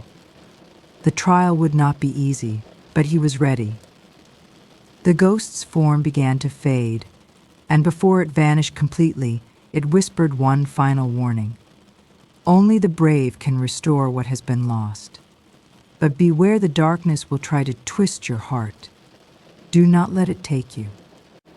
With that, the clearing fell silent once more, and the ghost was gone. The villagers, shaken but resolute, turned to face the dark woods once again. The path ahead was darker than before, the trees towering like silent sentinels. Every step seemed to pull them deeper into the heart of the forest, where the light barely touched the ground. The air grew colder, the shadows darker, as though the forest itself was watching them. The elder led the way, her face grim but determined. She had seen the forest's power before, and she knew the dangers that lay ahead. But she also knew that this was the only way to restore the balance. Stay close, she warned. The darkness will test your will. Do not falter. As they moved deeper into the woods, Thomas felt a creeping unease. The whispers from before seemed to return, this time louder, more insistent. They echoed in his mind, urging him to turn back, to abandon the quest. But he held firm, knowing that the forest would not be healed unless he continued. The deeper they went, the stronger the whispers became. It was as if the forest itself was trying to tempt them, to make them doubt their purpose. Thomas's heart raced as he tried to block out the voices, focusing only on the task ahead. Then, in the distance, a faint light appeared. It flickered like a dying flame, but it was enough to guide them forward. As they approached, they found themselves standing at the edge of a vast chasm. The light came from a small, glowing stone embedded in the earth at the center of the chasm. "This is it," the elder said softly. "The heart of the forest. The essence we must restore." But as Thomas stepped forward to retrieve the stone, a dark shadow rose from the depths of the chasm. The darkness began to swirl around them, forming into a towering figure, a manifestation of the forest's wrath. "You seek to heal what you cannot control," the shadow growled, its voice filled with fury. "This is not your fight," but Thomas, filled with determination, stepped forward. "I am not here to control the forest. I am here to restore the balance." The shadow hissed, its form shifting and writhing in the air. "Then you must prove your worth," the shadow towered over them, its form twisting like smoke. Its eyes burned with an eerie glow, and its voice echoed in the minds of everyone present. "You are nothing but intruders in this sacred land. The balance is mine to control, and no mortal has the right to challenge it." Thomas felt his heart pound in his chest. The power of the shadow was overwhelming, and yet he refused to back down. He glanced at the elder, who stood firm beside him, her eyes filled with wisdom and courage. "You cannot defeat me with fear," the shadow hissed. "Only through sacrifice can the balance be restored." Without warning, the shadow lunged toward them, its dark tendrils reaching out like claws. Thomas instinctively stepped forward, raising his hands to shield himself. But just as the shadow's touch was about to reach him, the glowing stone in the chasm pulsed with a sudden, blinding light. The light from the stone grew brighter, enveloping the clearing in a soft, golden glow. The shadow shrieked in pain, recoiling from the light as if it were a living flame. The forest seemed to tremble, and for a moment everything stood still. The elder raised her arms, her voice steady despite the chaos around them. The heart of the forest is pure, untouched by the darkness. The light of hope can drive out even the deepest shadows. Thomas could feel the energy of the stone coursing through him, filling him with a strange sense of peace. The whispers in the forest grew quieter, replaced by a soothing hum that seemed to resonate in the very air. "Take the stone, Thomas," the elder urged. "It is the key to restoring the balance. Only you can heal the forest." Now Thomas stepped toward the chasm, his eyes locked on the glowing stone. As his fingers brushed against it, the light intensified, and a surge of power rushed through his body. He could feel the weight of the forest's ancient energy, both powerful and fragile, coursing through his veins. The shadow screeched again, this time in fear, its form shrinking in the presence of the light. But the darkness was not yet defeated. It writhed and twisted, trying to break free of the light's grip. "You cannot banish me so easily," the shadow howled. "I am the essence of the forest's pain, its anger, its sorrow. You are just a mortal." But Thomas, now filled with the power of the stone, stood tall. He raised his hand, the stone glowing brighter than ever. "I am not here to banish you. I am here to heal." With a deep breath, he pressed the stone into the earth, releasing the full force of its power. A brilliant light exploded from the stone, engulfing the shadow and everything around it. As the light faded, the clearing was silent once again. The shadow was gone, and the oppressive darkness that had filled the forest seemed to lift. The trees stood taller, the air fresher, and the whispers had turned into soft, calming breezes. The forest, though scarred, was beginning to heal. The elder stepped forward, her eyes bright with hope. "You have done it, Thomas. The balance has been restored." "The forest's heart is whole again." Thomas looked around, his heart swelling with a sense of accomplishment. He had faced the darkness and emerged victorious. But the weight of the journey was not lost on him. He had learned that restoring the balance was not just about defeating the shadow, it was about understanding the pain, the sacrifice, and the responsibility that came with such power. He turned to the elder, his voice filled with gratitude. "Thank you. I could not have done this without you." The elder smiled gently. "You had the strength within you all along, Thomas." The forest only needed to remind you. As the group made their way back to the village, the forest seemed to welcome them. The birds sang, the breeze was gentle, and the once dark path was now bathed in sunlight. The whispers of the past had been silenced, replaced by a new harmony. The villagers greeted them with smiles and tears of relief. They had feared the worst, but now they could see the forest had returned to its former beauty. The curse had been lifted, and the balance was restored. Thomas, though exhausted, felt a sense of peace that he had never known before. The journey had been long and difficult, but it had changed him. He now understood the true power of the forest, the importance of balance, and the sacrifices that must sometimes be made. The village celebrated, but Thomas knew that the work was far from over. The balance had been restored, but the forest was still fragile, and it was up to them to protect it from harm. As the sun set over the village, Thomas stood at the edge of the woods, looking out at the vast expanse of trees. The whispers were gone, replaced by a quiet peace. He knew that he would always be connected to this forest, its secrets and its heart forever intertwined with his own. A new chapter had begun, not just for the forest, but for him as well.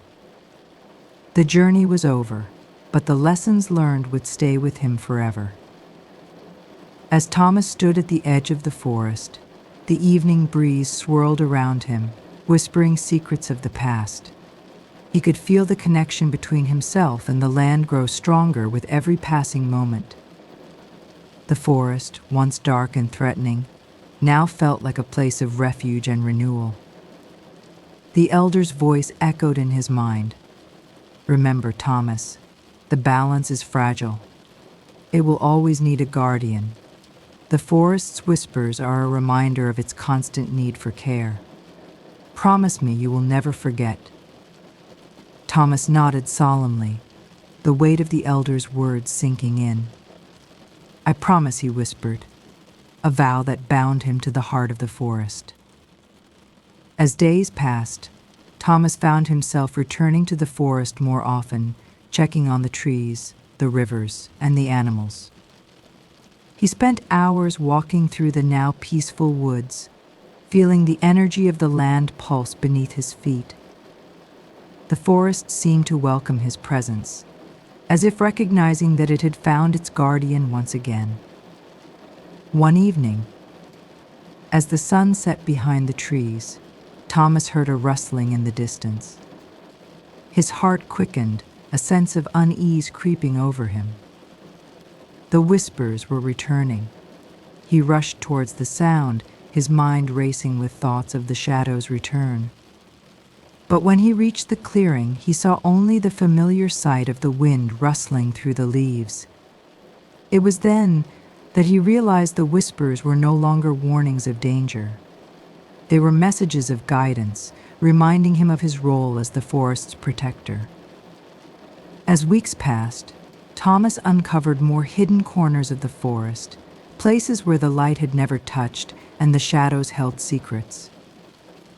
He found ancient markings on the trees, symbols that seemed to pulse with a quiet energy. The more he explored, the more he understood that the forest was not just a place of nature, it was a living, breathing entity with a soul. One day, deep within the woods, he stumbled upon a hidden grove. The air felt different here, charged with a power he couldn't explain. In the center of the grove stood an ancient tree, its bark shimmering with an ethereal glow. Thomas reached out to touch it, and as his fingers brushed against the tree, a flood of memories and visions filled his mind. He saw the history of the forest, its creation, its struggles, and its guardians. The tree was the heart of the forest, the source of its power and life. The visions faded, and Thomas stepped back, his heart heavy with understanding.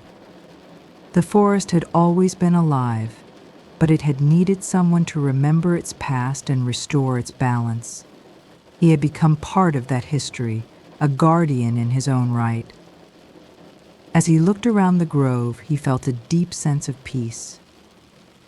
The whispers had stopped, but in their place was a sense of harmony, a delicate balance that existed between the trees, the animals, and the land itself.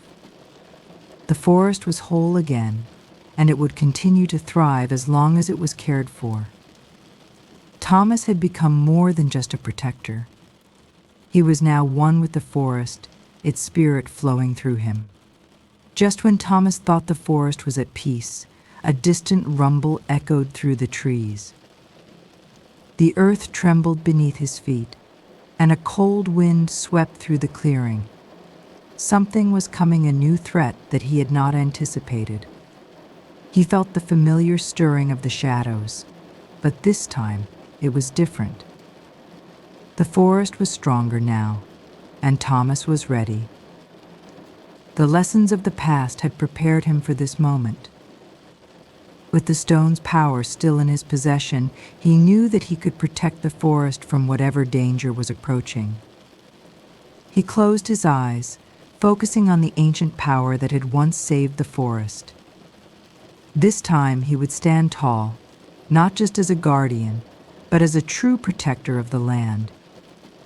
The storm passed, and the land was quiet once again. The sun rose over the horizon, casting its warm light over the forest. Thomas stood at the edge of the woods, his heart calm, knowing that he had fulfilled his promise. The whispers were gone, replaced by a quiet peace that stretched across the land. The balance was intact, and the forest was safe once more. Thomas had done his part, but he knew that his duty as a guardian would never truly end. As the first light of dawn touched the trees, Thomas smiled. The forest was his home, and he was its protector. With the forest at peace, he could finally rest, knowing that the whispers had been silenced at least for now. The peace that had settled over the forest felt almost surreal to Thomas. Each day he wandered deeper into the woods, checking on the plants, the animals, and the very earth beneath his feet. Yet something gnawed at the edges of his mind. Despite the calm, he could still feel eyes watching him from the shadows, unseen, but always present. One afternoon, as he sat by the river, something caught his eye. A figure, barely a shadow, moved swiftly between the trees. Thomas stood up quickly, his heart racing. But when he looked again, there was nothing. Just the gentle sway of the branches and the soft rustling of leaves. He couldn't shake the feeling that he was no longer alone. As the days passed, Thomas could not ignore the presence that had begun to make itself known. It was subtle at first, a flicker of movement in his peripheral vision, a rustle in the underbrush. But soon, it grew more persistent. He began to hear faint whispers, like a voice just beyond his hearing, speaking in a language he didn't understand. Determined to uncover the source, Thomas ventured deeper into the forest one evening, far beyond where he had ever gone before. The whispers grew louder, more urgent, and he followed the sound, his heart pounding in his chest. It led him to a forgotten corner of the woods, a place where the trees seemed older, their bark worn and twisted by centuries of time. There, in the center of the clearing, he found an ancient stone circle, its stones covered in moss and ivy. The air around the stones felt charged, as if the very ground beneath his feet was alive with energy.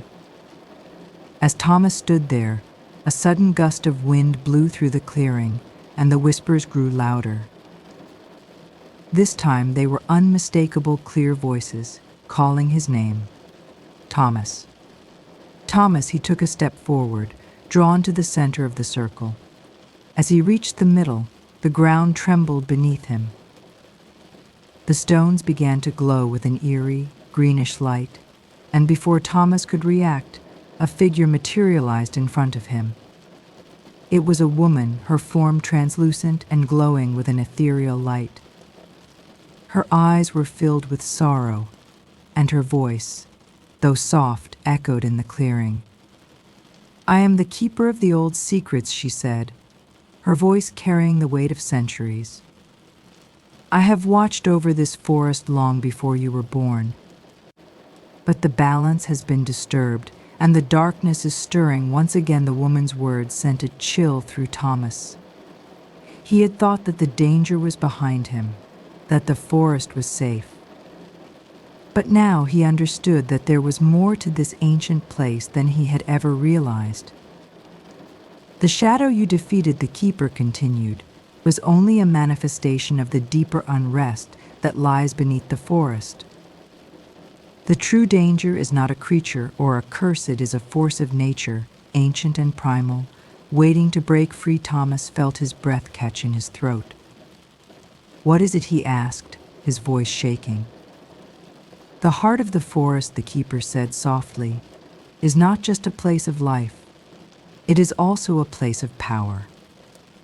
And if that power is ever misused, the entire forest and everything within it will fall into ruin." Thomas felt the weight of the keeper's words press heavily on him.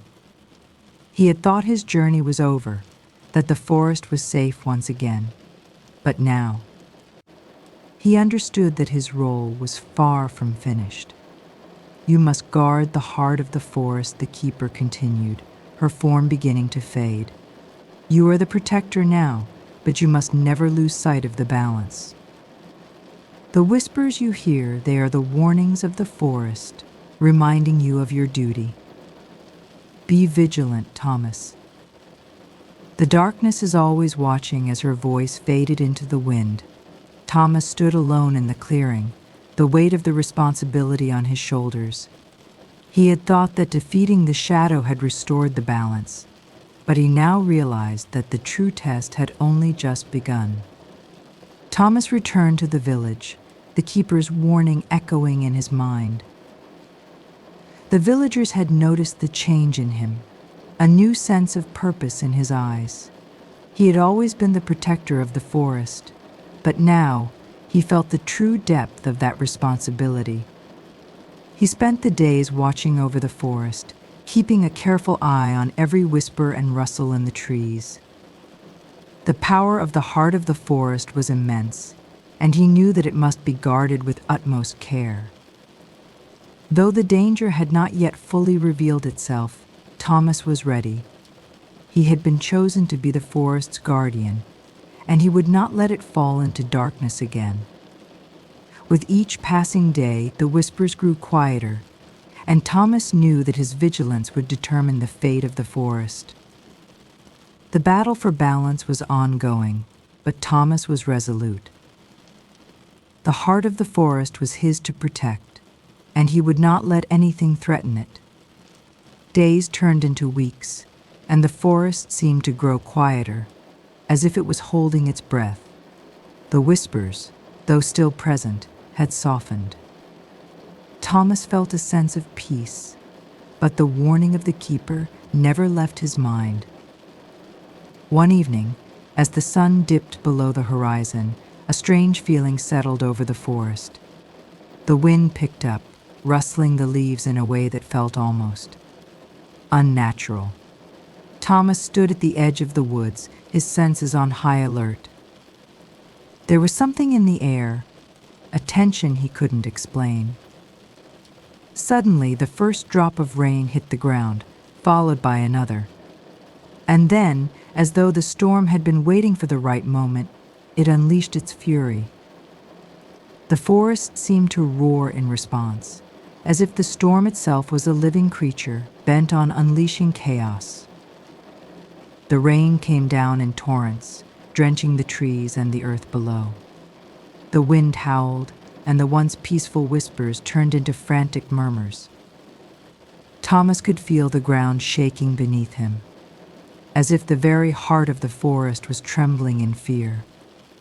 He ran deeper into the woods, guided by the force of the storm. The trees swayed violently, their branches creaking under the pressure.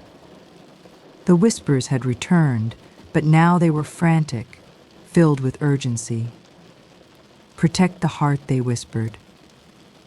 "The darkness is here." Thomas pushed forward, his heart racing as the storm raged around him. He reached the clearing where the ancient stone circle stood, and as he stepped into the center, a flash of lightning illuminated the night sky. For a brief moment, everything went silent. The storm paused, as if holding its breath. And then he saw it. Emerging from the shadows at the edge of the clearing, a dark figure stepped forward.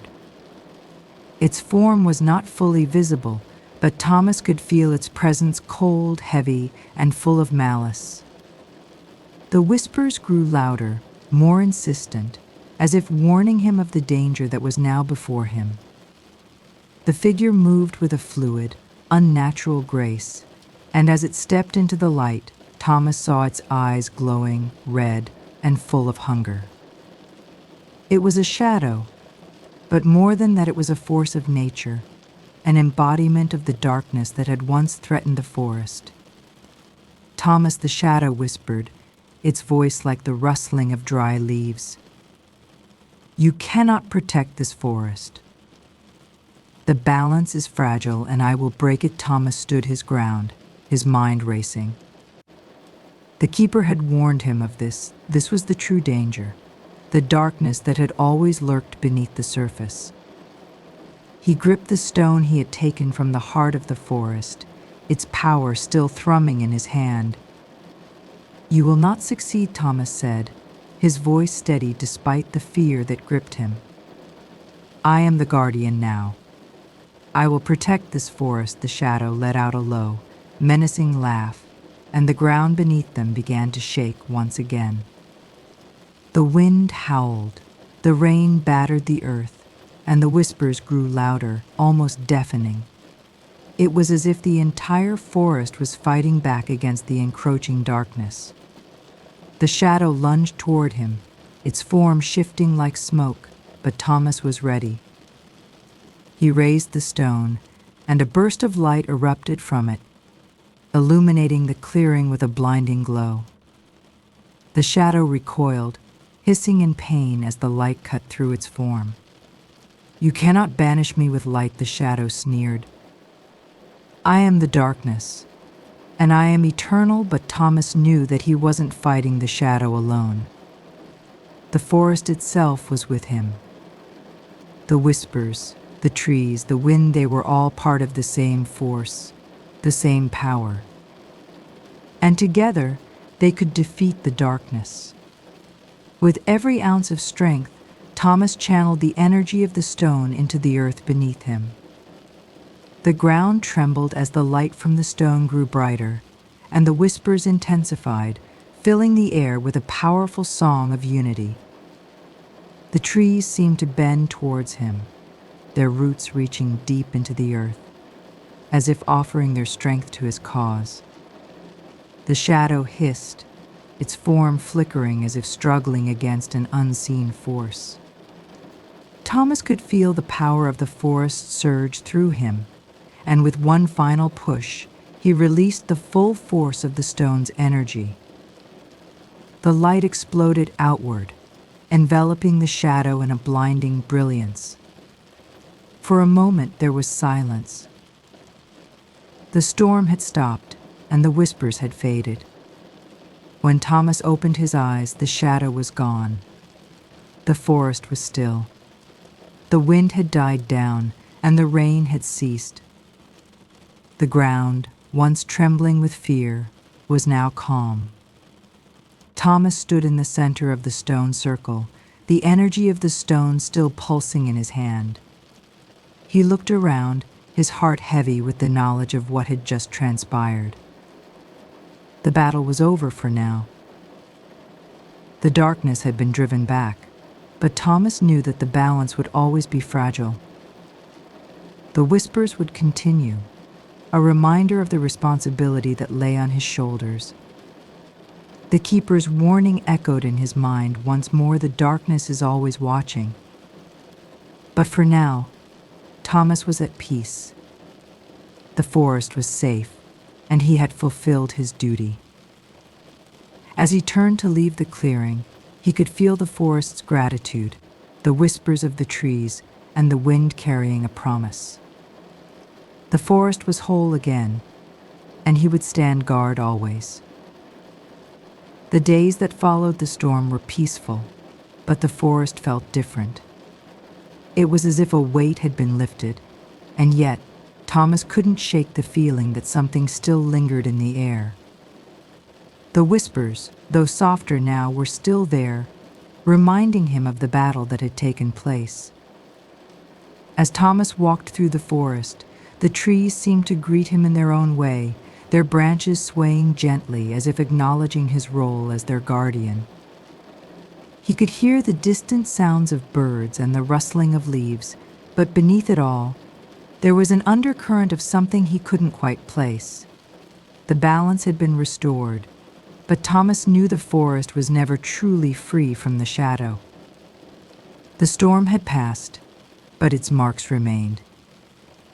The peace was fragile, a calm before an unknown storm that might one day return. But for now, Thomas felt the forest's gratitude, and in return he vowed to protect it, no matter the cost. One evening, as the sun began to set, Thomas ventured deeper into the forest, his thoughts heavy. He found himself standing in front of the old oak tree, the very tree where the keeper had spoken to him. The whispers had grown silent here, and the air felt thick with the presence of the ancient guardian. As if summoned by his thoughts, a voice echoed in his mind, a voice both familiar and distant. "You have done well," Thomas the keeper's voice said. "But the forest is ever changing. The balance will always be tested." Thomas closed his eyes, feeling the weight of the keeper's words.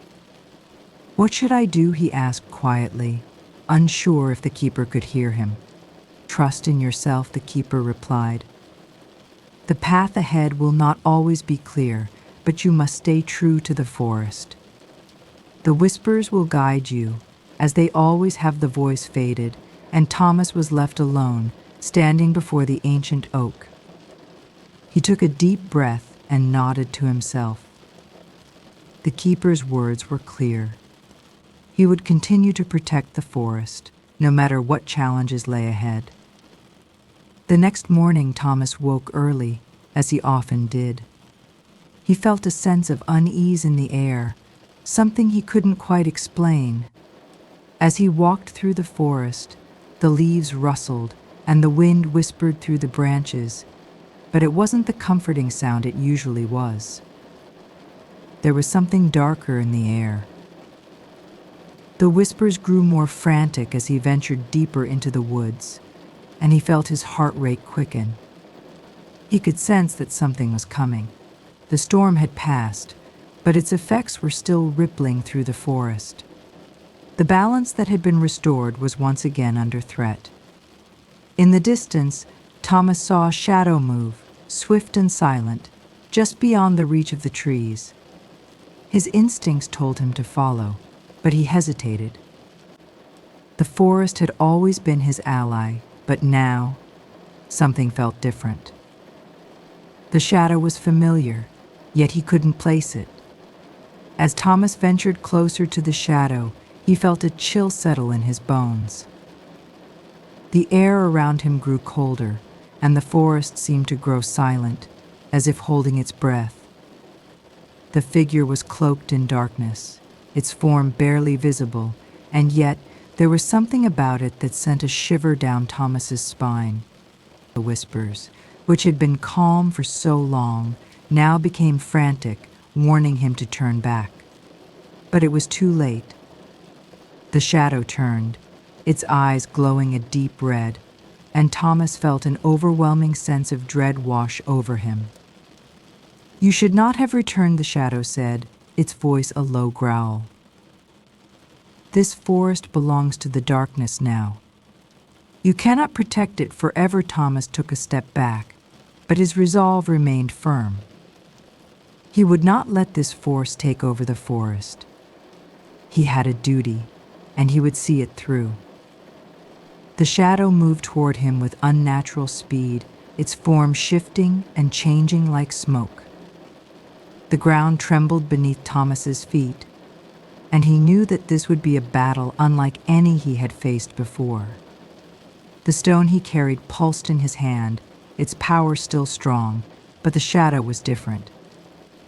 It was not just a force of darkness, it was something more, something older and more powerful.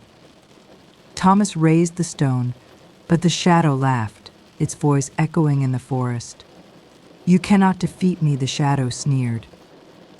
"I am the embodiment of the forest's darkest secrets, its hidden fears. You are but a mortal."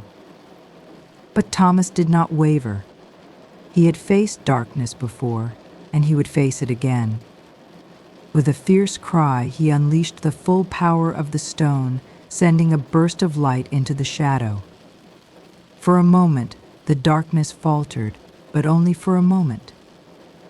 The light from the stone flared brightly, pushing the shadow back, but the darkness only seemed to grow stronger. The shadow wrapped itself around Thomas, pulling him into its cold, suffocating grip. He struggled, his breath coming in ragged gasps, but the shadow's hold was unbreakable. The whispers of the forest, once so strong, now seemed distant, as if they were fading away. Thomas could feel the life force of the forest slipping through his fingers. His strength was fading, but he refused to give in. With one final burst of energy, he reached deep within himself, calling upon every ounce of strength the forest had given him. In that moment, the ground beneath him cracked open, and a surge of energy erupted from the earth. The darkness screamed as it was forced back, its form disintegrating in the light. The forest seemed to roar in triumph, the whispers growing louder once more. But Thomas knew that this battle was far from over. The darkness would always return, and it was his duty to protect the forest, no matter the cost.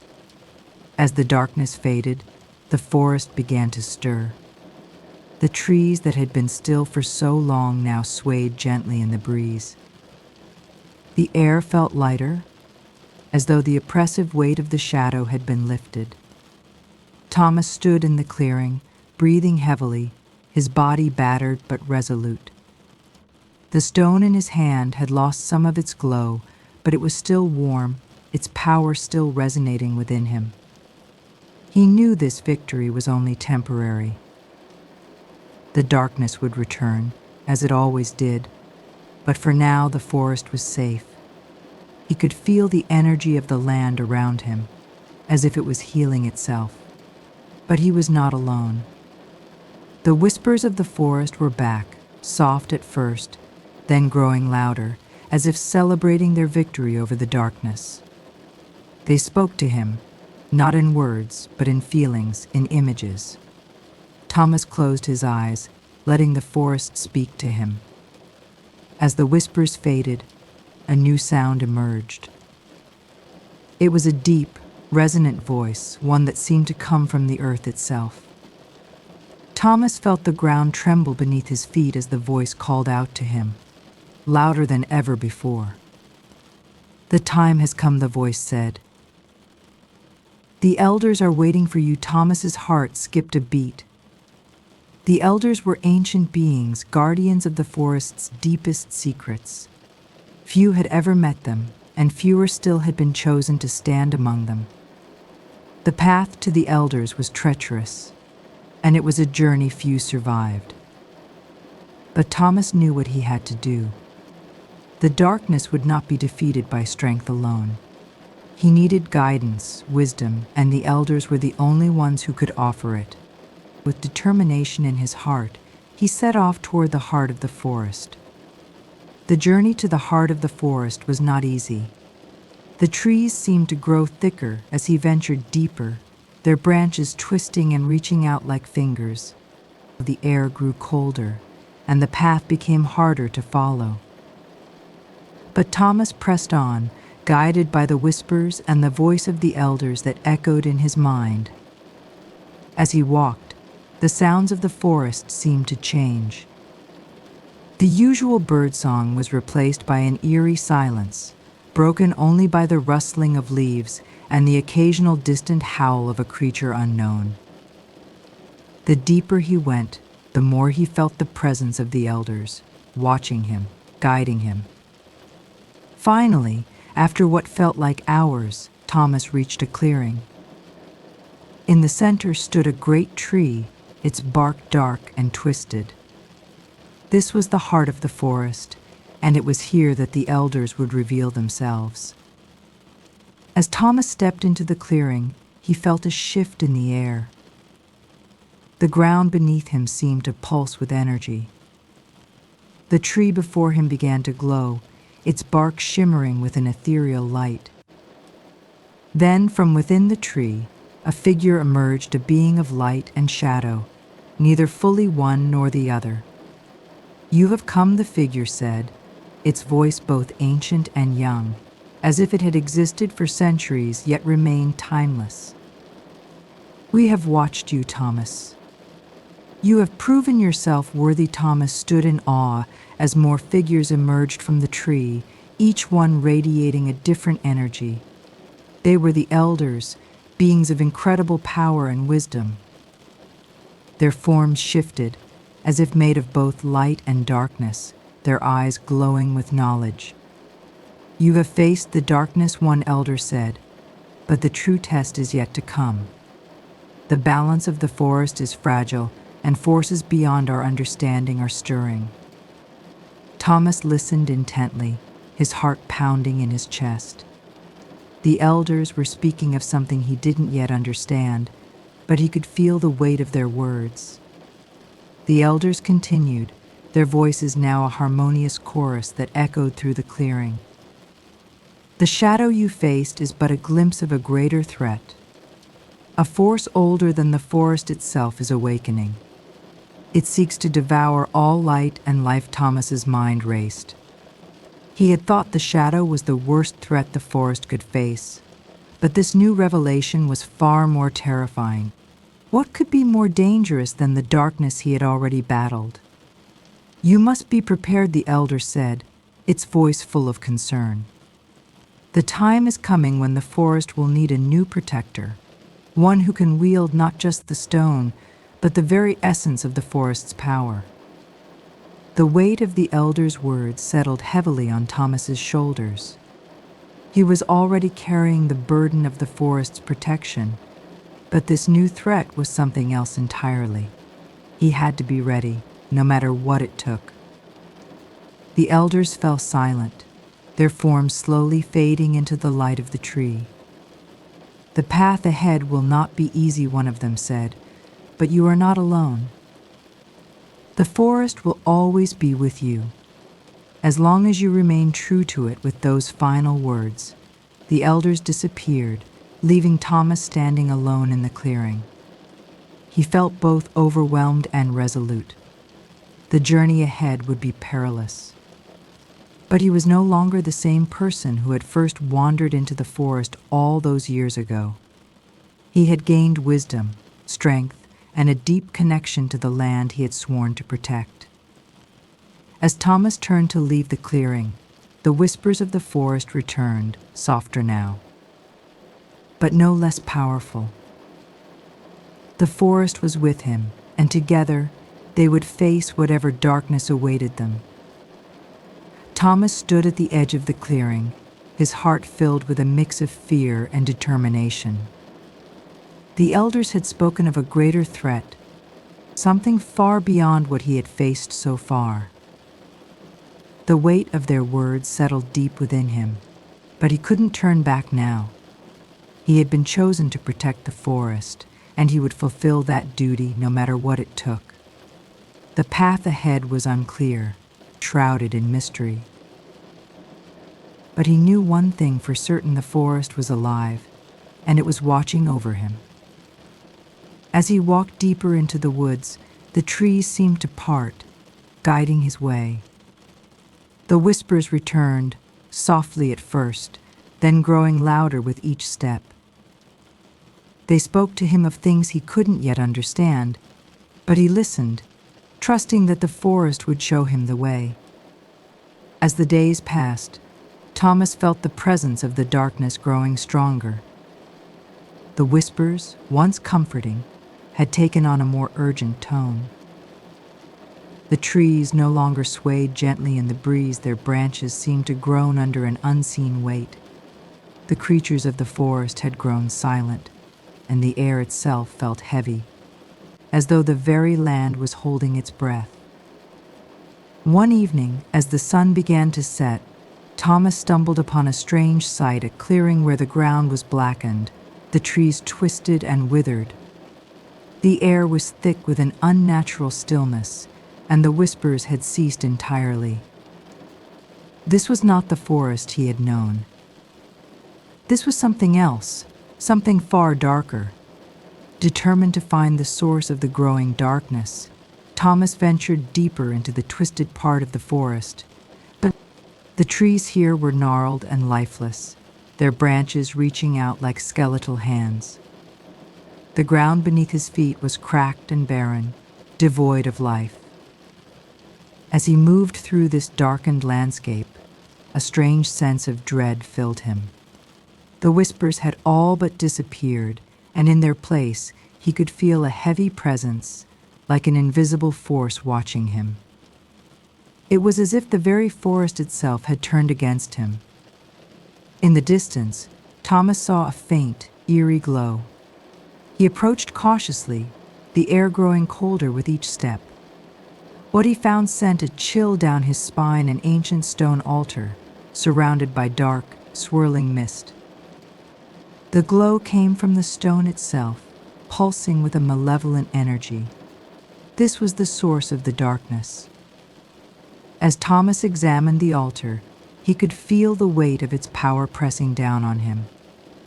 The stone was older than the forest itself, and its energy felt wrong, twisted. He could almost hear the faint murmurs of ancient words, as if some long-forgotten ritual had been performed here. Suddenly, the whispers returned, louder than before, but this time they were not the comforting voices of the forest. They were dark, angry, filled with pain.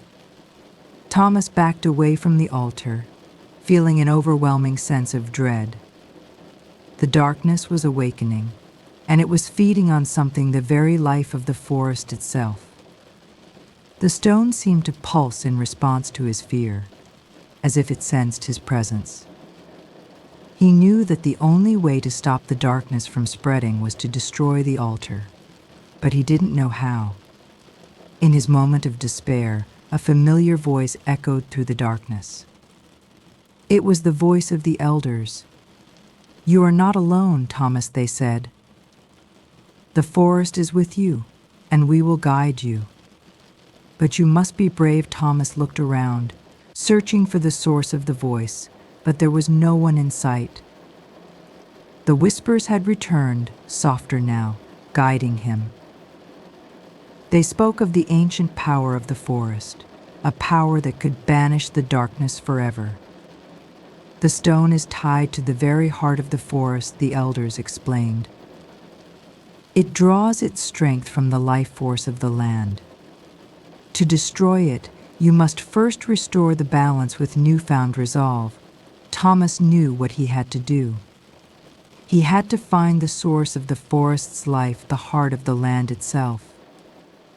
Only then could he confront the darkness and destroy the altar. Thomas set off once again, following the whispers deeper into the forest.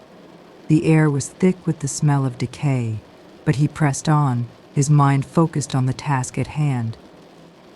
The journey was difficult, and the forest seemed to grow more hostile with each passing step.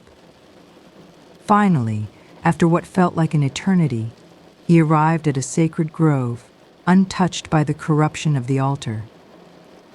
In the center of the grove stood a great tree, its bark shimmering with an otherworldly light. This was the heart of the forest, the source of its life and power. As Thomas approached the tree, he felt a surge of energy, a warmth that filled him with strength.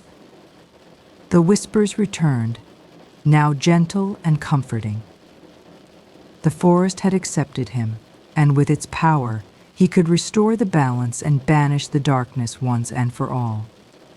As Thomas stood before the heart of the forest, he could feel the immense power pulsing through the ground beneath his feet.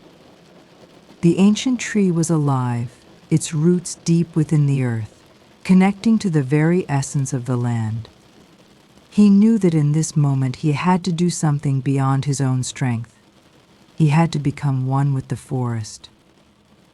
The whispers grew louder, almost as if they were urging him forward. Thomas reached out and touched the tree, feeling its energy flow into him. The forest had chosen him, and now he was ready to use its power to protect it. As the warmth spread through his body, he knew the battle against the darkness was about to begin. With the strength of the forest coursing through him, Thomas turned toward the altar. The evil presence there had grown even stronger, its pull on the land growing fiercer by the hour.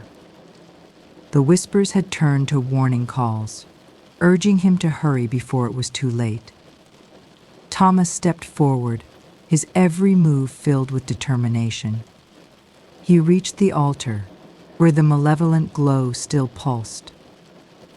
The air around him crackled with energy, and the ground trembled beneath his feet. The time had come to confront the source of the darkness that threatened to consume the forest. The moment Thomas touched the altar, a wave of dark energy surged toward him. He could feel it pushing against the power of the forest within him, but he refused to back down.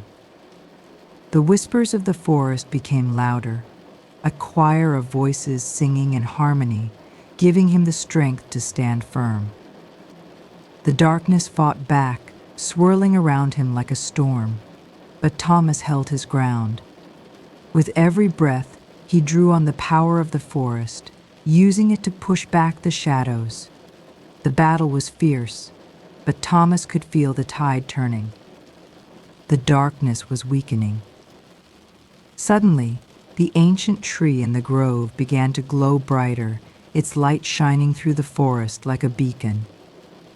The energy it released surged into Thomas, filling him with an overwhelming power. The whispers became a single, unified voice, telling him to strike now. Without hesitation, Thomas raised his hands toward the altar, channeling the full force of the forest's power. A blast of light shot from his hands, crashing into the stone altar. The darkness shrieked, a sound that shook the very ground beneath him. The evil presence that had taken root in the forest began to crumble, its power evaporating into the air like smoke. As the blast of light faded, Thomas stood, breathless, his body still trembling from the intensity of the battle.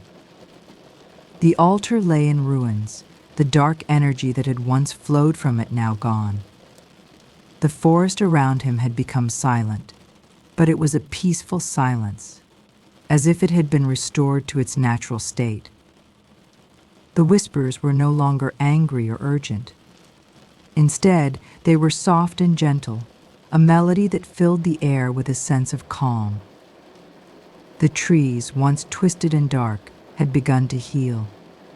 The air was fresh again, and the ground beneath his feet seemed to pulse with life. Thomas took a deep breath, feeling the weight of the journey lift from his shoulders. The darkness had been vanquished, and the forest was safe once more. But he knew that his work was not done. The forest would always need a protector, and he had become its guardian. As he looked out over the land, he could see the trees standing tall, their leaves swaying gently in the breeze. The forest had been restored to its natural beauty, and Thomas knew that as long as he stood watch, it would remain that way. The whispers had returned, but now they spoke of hope, of renewal. Thomas smiled, knowing that the forest's heart was safe once again. And with that, the story of the phantom whispers in the forest came to an end. But the legacy of the guardian Thomas would live on, watching over the forest for generations to come. As days passed since the darkness had been defeated, Thomas stood at the edge of the forest, gazing at the vast, peaceful landscape before him. The once disturbed air now felt fresh and full of life. The forest was healing, its trees standing proud, leaves rustling softly in the breeze. But in the silence, Thomas could feel the weight of responsibility on his shoulders. The whispers were no longer urgent or filled with fear. They had become soft, almost like a lullaby, a reminder of the forest's trust in him. The journey had been long and difficult, but Thomas knew that the forest would forever be a part of him. He had fought for its survival, and now it was his duty to protect it, to be its guardian for the rest of his days. One evening, as Thomas walked through the now peaceful woods, he was surprised to see a figure appear from the shadows. It was one of the elders, the ones who had guided him through the early stages of his journey. Her presence was calm, yet filled with strength. Thomas, she spoke softly, her voice like the wind through the trees. The forest is at peace, but the world is ever changing. The forest is not the only land in need of protection. Thomas turned to face her, his heart heavy with both pride and uncertainty. He had done what he was chosen to do, but what lay ahead? The elder's eyes met his, and she spoke again. There are others like you, who are destined to protect the lands. The balance of nature is fragile, and the time may come when others will need your help. The elder sat beside him, the moonlight casting a gentle glow on her face. Long ago, the forest was not alone in its struggle. Other lands, other beings, faced similar threats, and there were many guardians who fought to protect the balance of nature. But the darkness you fought it is not the first of its kind. It is only a part of something much larger. Thomas listened intently, his mind racing with questions. What do you mean? He asked. The elder's voice grew solemn as she spoke. The forces you faced are ancient. They have been waiting for the right moment to strike, but the balance of the world has been shifting. There will be more threats, and the guardians will need to stand together. The weight of her words sank deep into Thomas's heart. He had fought alone to protect the forest, but now it seemed that there was a greater war ahead, one that he couldn't face alone. The following days were spent in quiet contemplation. Thomas knew what he had to do. He needed to find the other guardians, those who protected the lands beyond the forest. He could no longer stand alone. Together they would form a united front to keep the world safe from the growing darkness. His first journey took him to the mountains, where the ancient guardian of the peaks resided. The elder had told him that the guardian there held the key to understanding the greater threats. Thomas set out, determined to find this new ally. The journey to the mountains was long and treacherous, but Thomas pushed forward, guided by the whispers of the forest. After several days of travel, he finally arrived at the foot of the towering peaks. The air was thin, and the cold bite of the wind pierced his skin, but Thomas pressed on. He soon found the guardian, an old man cloaked in robes of stone and earth. His eyes were sharp, his presence commanding. "I've been waiting for you," Thomas the guardian said, his voice echoing like the wind through the cliffs. "The time has come for us to unite and protect the lands." With the guardian of the peaks by his side, Thomas felt a renewed sense of purpose. The darkness that had once seemed like an insurmountable force now seemed more manageable with allies to stand beside him. As they stood at the peak, looking out over the world, the whispers of the forest once again filled the air. But this time they were joined by the winds of the mountains, the voice of the earth, and the song of distant lands. Together, they formed a single, harmonious call, a promise of unity and strength against whatever darkness may come. Thomas and the guardian made a vow that day to protect the balance of the world, no matter the cost. And as they turned to face the challenges ahead, the forest whispered its approval, knowing that the guardians were ready for whatever lay beyond the horizon. The days passed swiftly as Thomas and the guardian of the peaks traveled together, learning to trust one another. But a new challenge soon arose, one that called for a journey beyond the mountains. The elder's warning echoed in Thomas's mind. The forces of darkness were not confined to the forest or the peaks. The seas, too, were at risk. The wind whispered of a great storm that was brewing in the distant waters, a storm that could bring ruin to the lands. Thomas knew that they had to act quickly. The guardian of the peaks, who had once lived near the sea, spoke of an ancient order of guardians who protected the waters. They must find them. Thomas and the mountain guardian made their way down from the peaks, heading toward the coast. The air grew salty, and the rhythm of the waves crashing against the shore filled the silence around them. As they reached the docks, they met a sailor, an old man whose weathered face spoke of many years at sea. The sailor looked them over, his eyes narrowing. "I've heard the whispers," he said. "There's something unnatural stirring beneath the waves. You'll need the sailor's code if you want to face it." He handed them an ancient map, showing the hidden places where the sea's guardians once resided. It was said that those who held the code could navigate the treacherous waters and find the guardians who would aid them in their fight. With the map in hand, Thomas and his companion boarded a ship, setting sail for the heart of the storm. The sky above them grew dark, the winds picking up with every passing hour. As the ship cut through the waves, Thomas felt a strange presence in the air, a shadow that seemed to follow them. The sailors spoke in hushed tones, telling tales of the ship of shadows, a cursed vessel said to appear when great darkness was near. The ship sailed the seas, collecting lost souls, and was rumored to be a harbinger of destruction. Thomas couldn't shake the feeling that this ship was somehow connected to the storm they were heading into.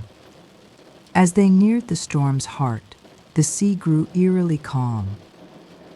The air was thick with tension, and the water below seemed to pulse with a strange, unnatural energy.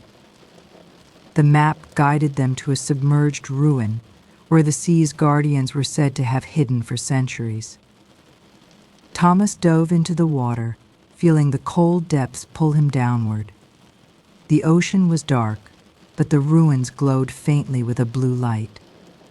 As he swam closer, he saw the silhouettes of ancient stone structures, long forgotten by time. Within the ruins, Thomas found a symbol, a mark of the guardians. It was etched into a stone slab, surrounded by symbols of the sea. But before he could examine it further, the water around him began to shift violently, and a voice echoed through the depths. The water began to churn, and the darkness beneath the waves seemed to come alive. The guardians of the sea, long dormant, had sensed Thomas's presence and were awakening. But with their awakening came the power of the storm, and the voice in the depths grew louder. "You have come to seek us," the voice thundered. "But be warned, there is no peace in the storm. You must prove your worth if you wish to protect the seas." The ruins trembled as a figure emerged from the shadows. The guardian of the seas, tall and regal, with eyes as deep as the ocean itself, appeared before Thomas. "The storm is a test," the guardian said. "You must face the darkness that stirs beneath these waters, or all will be lost." With the sea guardian by his side, Thomas felt a surge of power.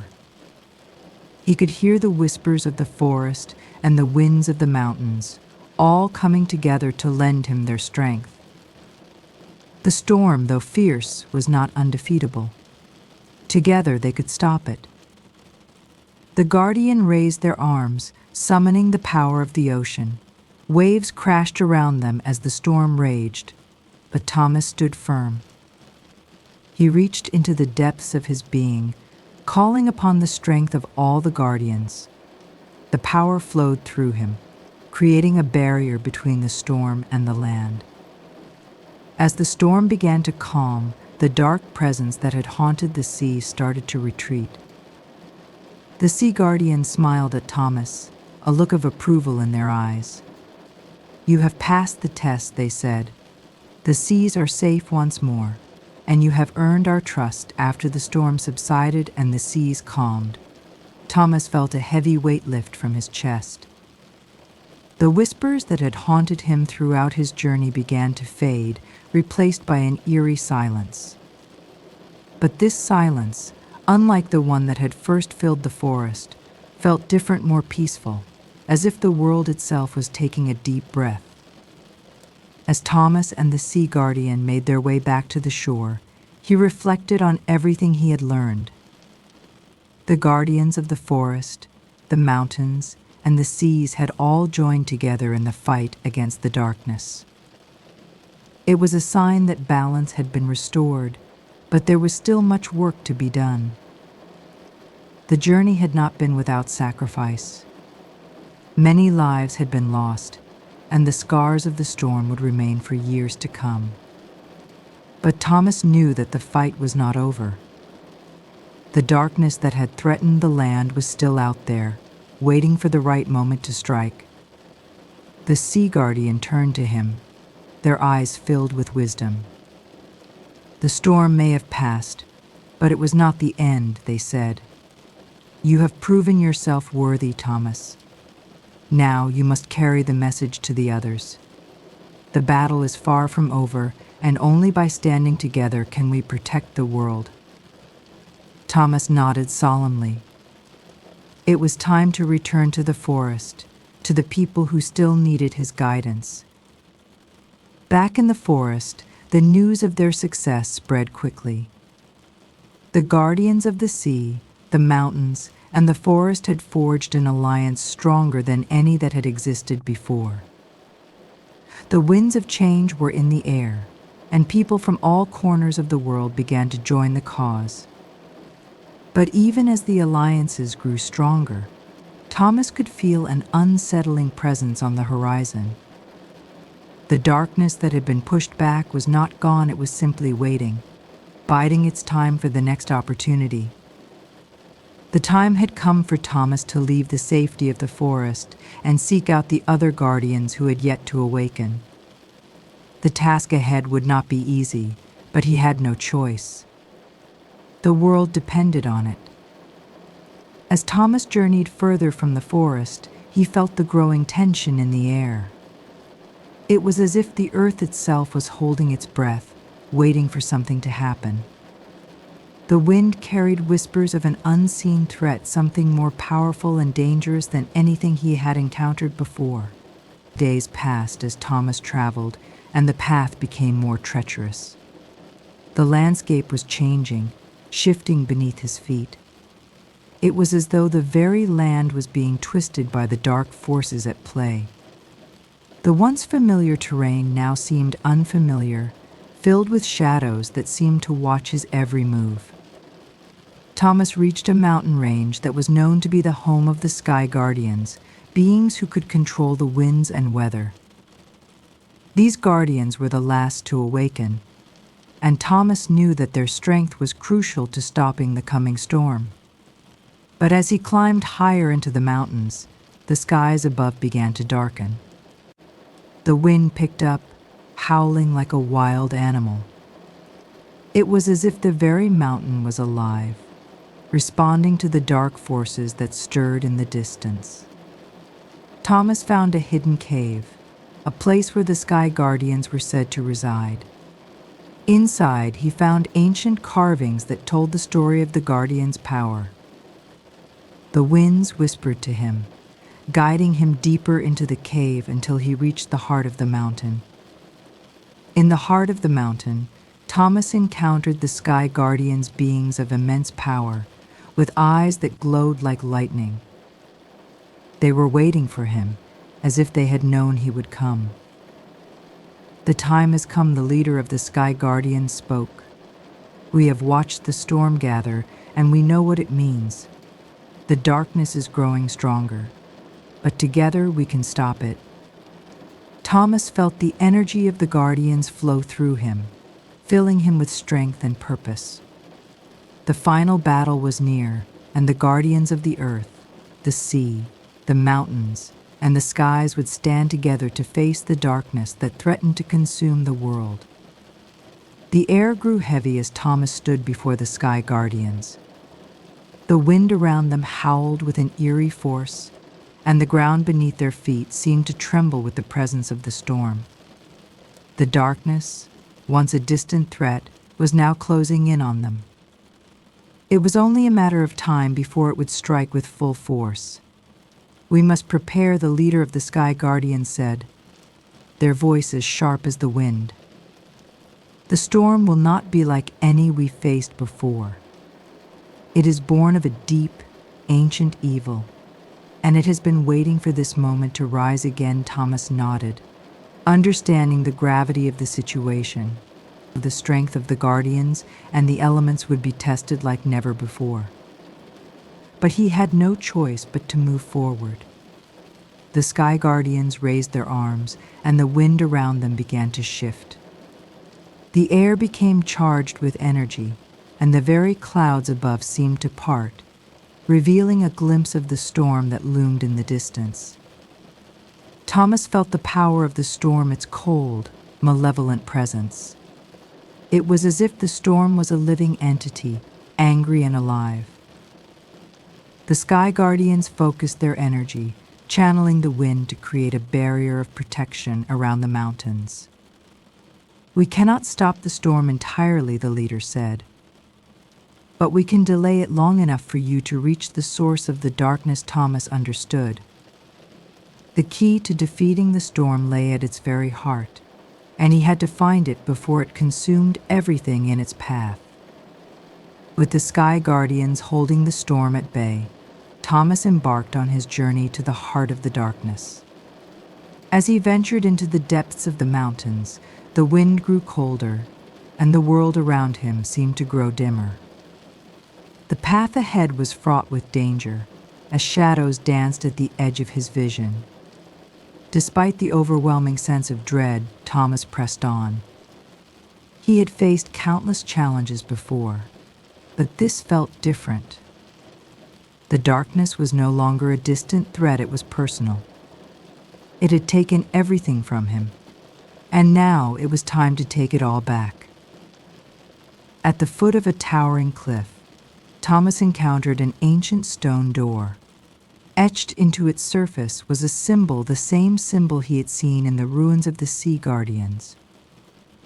It was the mark of the darkness, the sign of the ancient evil that had been sealed away long ago. As he approached the door, the earth beneath his feet began to rumble. The shadows around him seemed to come alive, swirling and shifting in the air. A voice echoed from the depths of the cliff, speaking in a language he could not understand. "You have come to face the darkness," the voice said. "But before you can enter, you must pass the Guardian's trial. Only those pure of heart can enter the realm of shadows." Thomas knew that this was the final test. He had to prove that he was worthy of facing the evil that had plagued the world for so long. But what was the trial? And how could he pass it? The shadows around Thomas seemed to close in on him, and the air grew thick with an oppressive weight.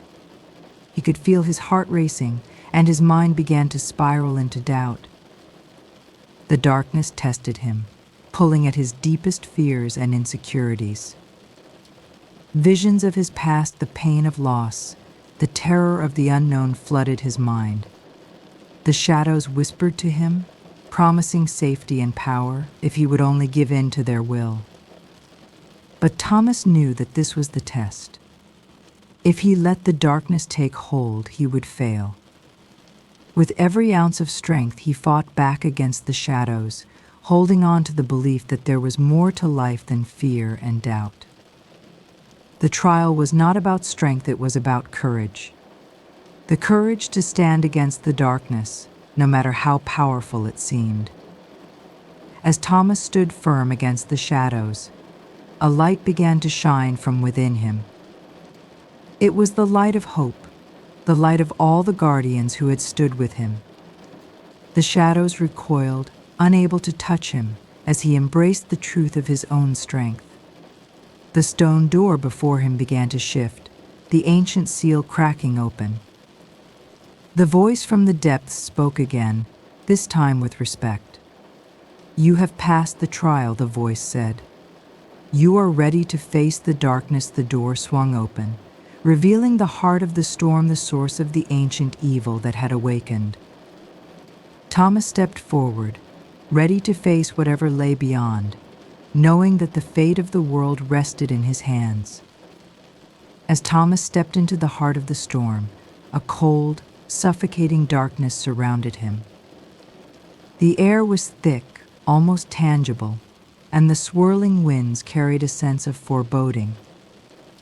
The ground beneath him seemed to pulse with an unnatural rhythm, as if the very earth was alive with the malevolent force that had taken root here. At the center of the storm stood a figure, a shadowy being that seemed to flicker in and out of existence.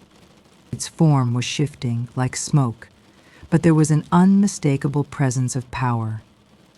This was the source of the darkness. It was the ancient evil that had been sealed away for centuries, and now it was free. Thomas knew that this was the moment of truth. He had come too far to turn back now. He steeled himself, gathering all of his courage and the strength he had gained from the Guardians. It was time to face the darkness and put an end to its reign of terror. The shadowy figure before Thomas spoke its voice like the rumble of thunder. "You are brave to come this far, mortal," it said. "But you are too weak to defeat me. I am eternal, and you are but a fleeting moment in the grand scheme of time. You cannot stop me. I will consume this world as I have done before." Thomas felt the weight of its words, but he refused to let fear take hold. He had faced the shadows before, and he knew that the true strength came from within. The darkness could not define him. It could not control him. "I will not let you win," Thomas declared, his voice steady. "I have the light of the Guardians with me. I have the courage to face you, no matter how strong you may be." The figure laughed, a sound that sent chills down Thomas's spine. "We shall see, little one," it sneered. "We shall see." The air crackled with energy as the battle between light and darkness began. The storm intensified, the winds howling like wild beasts. The shadowy figure reached out with tendrils of darkness, trying to envelop Thomas, but he held firm, using the power of the Guardians to shield himself. For every step forward, the darkness pushed back with equal force. The battle was not one of physical strength, but of wills. The darkness sought to overwhelm him, to feed on his fear and doubt, but Thomas refused to give in. He focused on the lessons he had learned from the Guardians' courage, unity, and the belief in the light. With every passing moment, the storm seemed to weaken, and the shadowy figure's form began to flicker more erratically. Thomas knew that he was making progress, but he had to be careful. One mistake, one moment of weakness, could allow the darkness to consume him. As the battle raged on, Thomas felt a surge of power from within. The light of the Guardians, which had always been with him, grew brighter, shining like a beacon in the darkness. He could feel their presence, each Guardian's spirit, standing by his side, giving him strength. With a roar of determination, Thomas raised his hands, and the light surged forward, pushing the darkness back. The shadowy figure shrieked in anger, its form beginning to dissolve as the light grew brighter. "You cannot defeat me," it cried, its voice full of rage. "I am the darkness, the void. I am eternal." But Thomas knew the truth. Darkness could never be eternal. It was only a passing shadow in the face of light. And with one final push, he channeled all the strength he had into the light, breaking through the last of the darkness. With a deafening crack, the storm dissipated. The winds calmed, and the air grew still. The darkness, once a consuming force, was now gone, swept away by the light that Thomas had unleashed. The shadowy figure was no more, its form completely disintegrated into nothingness. Thomas collapsed to his knees, exhausted but triumphant. The battle had been won, but the victory came at a cost. The world was forever changed, and the echoes of the storm would be felt for generations to come. But for now, there was peace. The balance had been restored, and the Guardian's power had triumphed over the ancient evil. Thomas had done it. He had defeated the darkness. As the first light of dawn broke over the horizon, Thomas stood at the edge of the forest, looking out at the world he had saved. The storm was gone, and with it, the fear that had once gripped his heart. The land was calm, and the promise of a new beginning filled the air. The guardians appeared before him, their forms glowing with light and wisdom. "You have done it," Thomas, the leader of the Sky Guardians, said. "You have proven that even in the darkest times, light can prevail. The world is safe, and the balance is restored." Thomas smiled, feeling a deep sense of fulfillment. His journey had been long and filled with challenges, but it had been worth it. The darkness was defeated, and the world could begin again. As the guardians faded into the mist, Thomas turned and walked away, knowing that his story was just one of many in the endless fight between light and darkness. But for now, peace had returned, and that was enough. The forest, once filled with the sound of the storm, was now eerily quiet. The whispers that had haunted the trees had ceased, and for the first time in ages there was stillness. Thomas stood at the edge of the forest, his heart racing with the knowledge that his battle was over. The air was fresh, and the sky above had never seemed so clear. It was as though the world itself was breathing a sigh of relief. But as the silence stretched on, a thought crossed Thomas's mind. While the darkness had been defeated, was it truly gone forever? The guardians had spoken of balance, and he knew that darkness, like light, was a part of the world. It could return. But for now, the silence was a gift, a moment of peace before the next chapter of his journey unfolded. Just as Thomas began to turn away from the forest, a figure emerged from the trees. It was a woman, cloaked in white, her features soft but firm. Her eyes were full of ancient wisdom, and there was something about her presence that felt both comforting and mysterious. "You have done well, young one," she said, her voice gentle yet strong. "But your journey is not over. There are other places where the balance must be protected, and more darkness that must be kept at bay." Thomas blinked, uncertain of what to say. He had just defeated one of the greatest evils the world had known. Was there more? Was the darkness truly never ending? "Why have you come?" Thomas asked, his voice filled with both curiosity and weariness. The woman smiled faintly, stepping closer.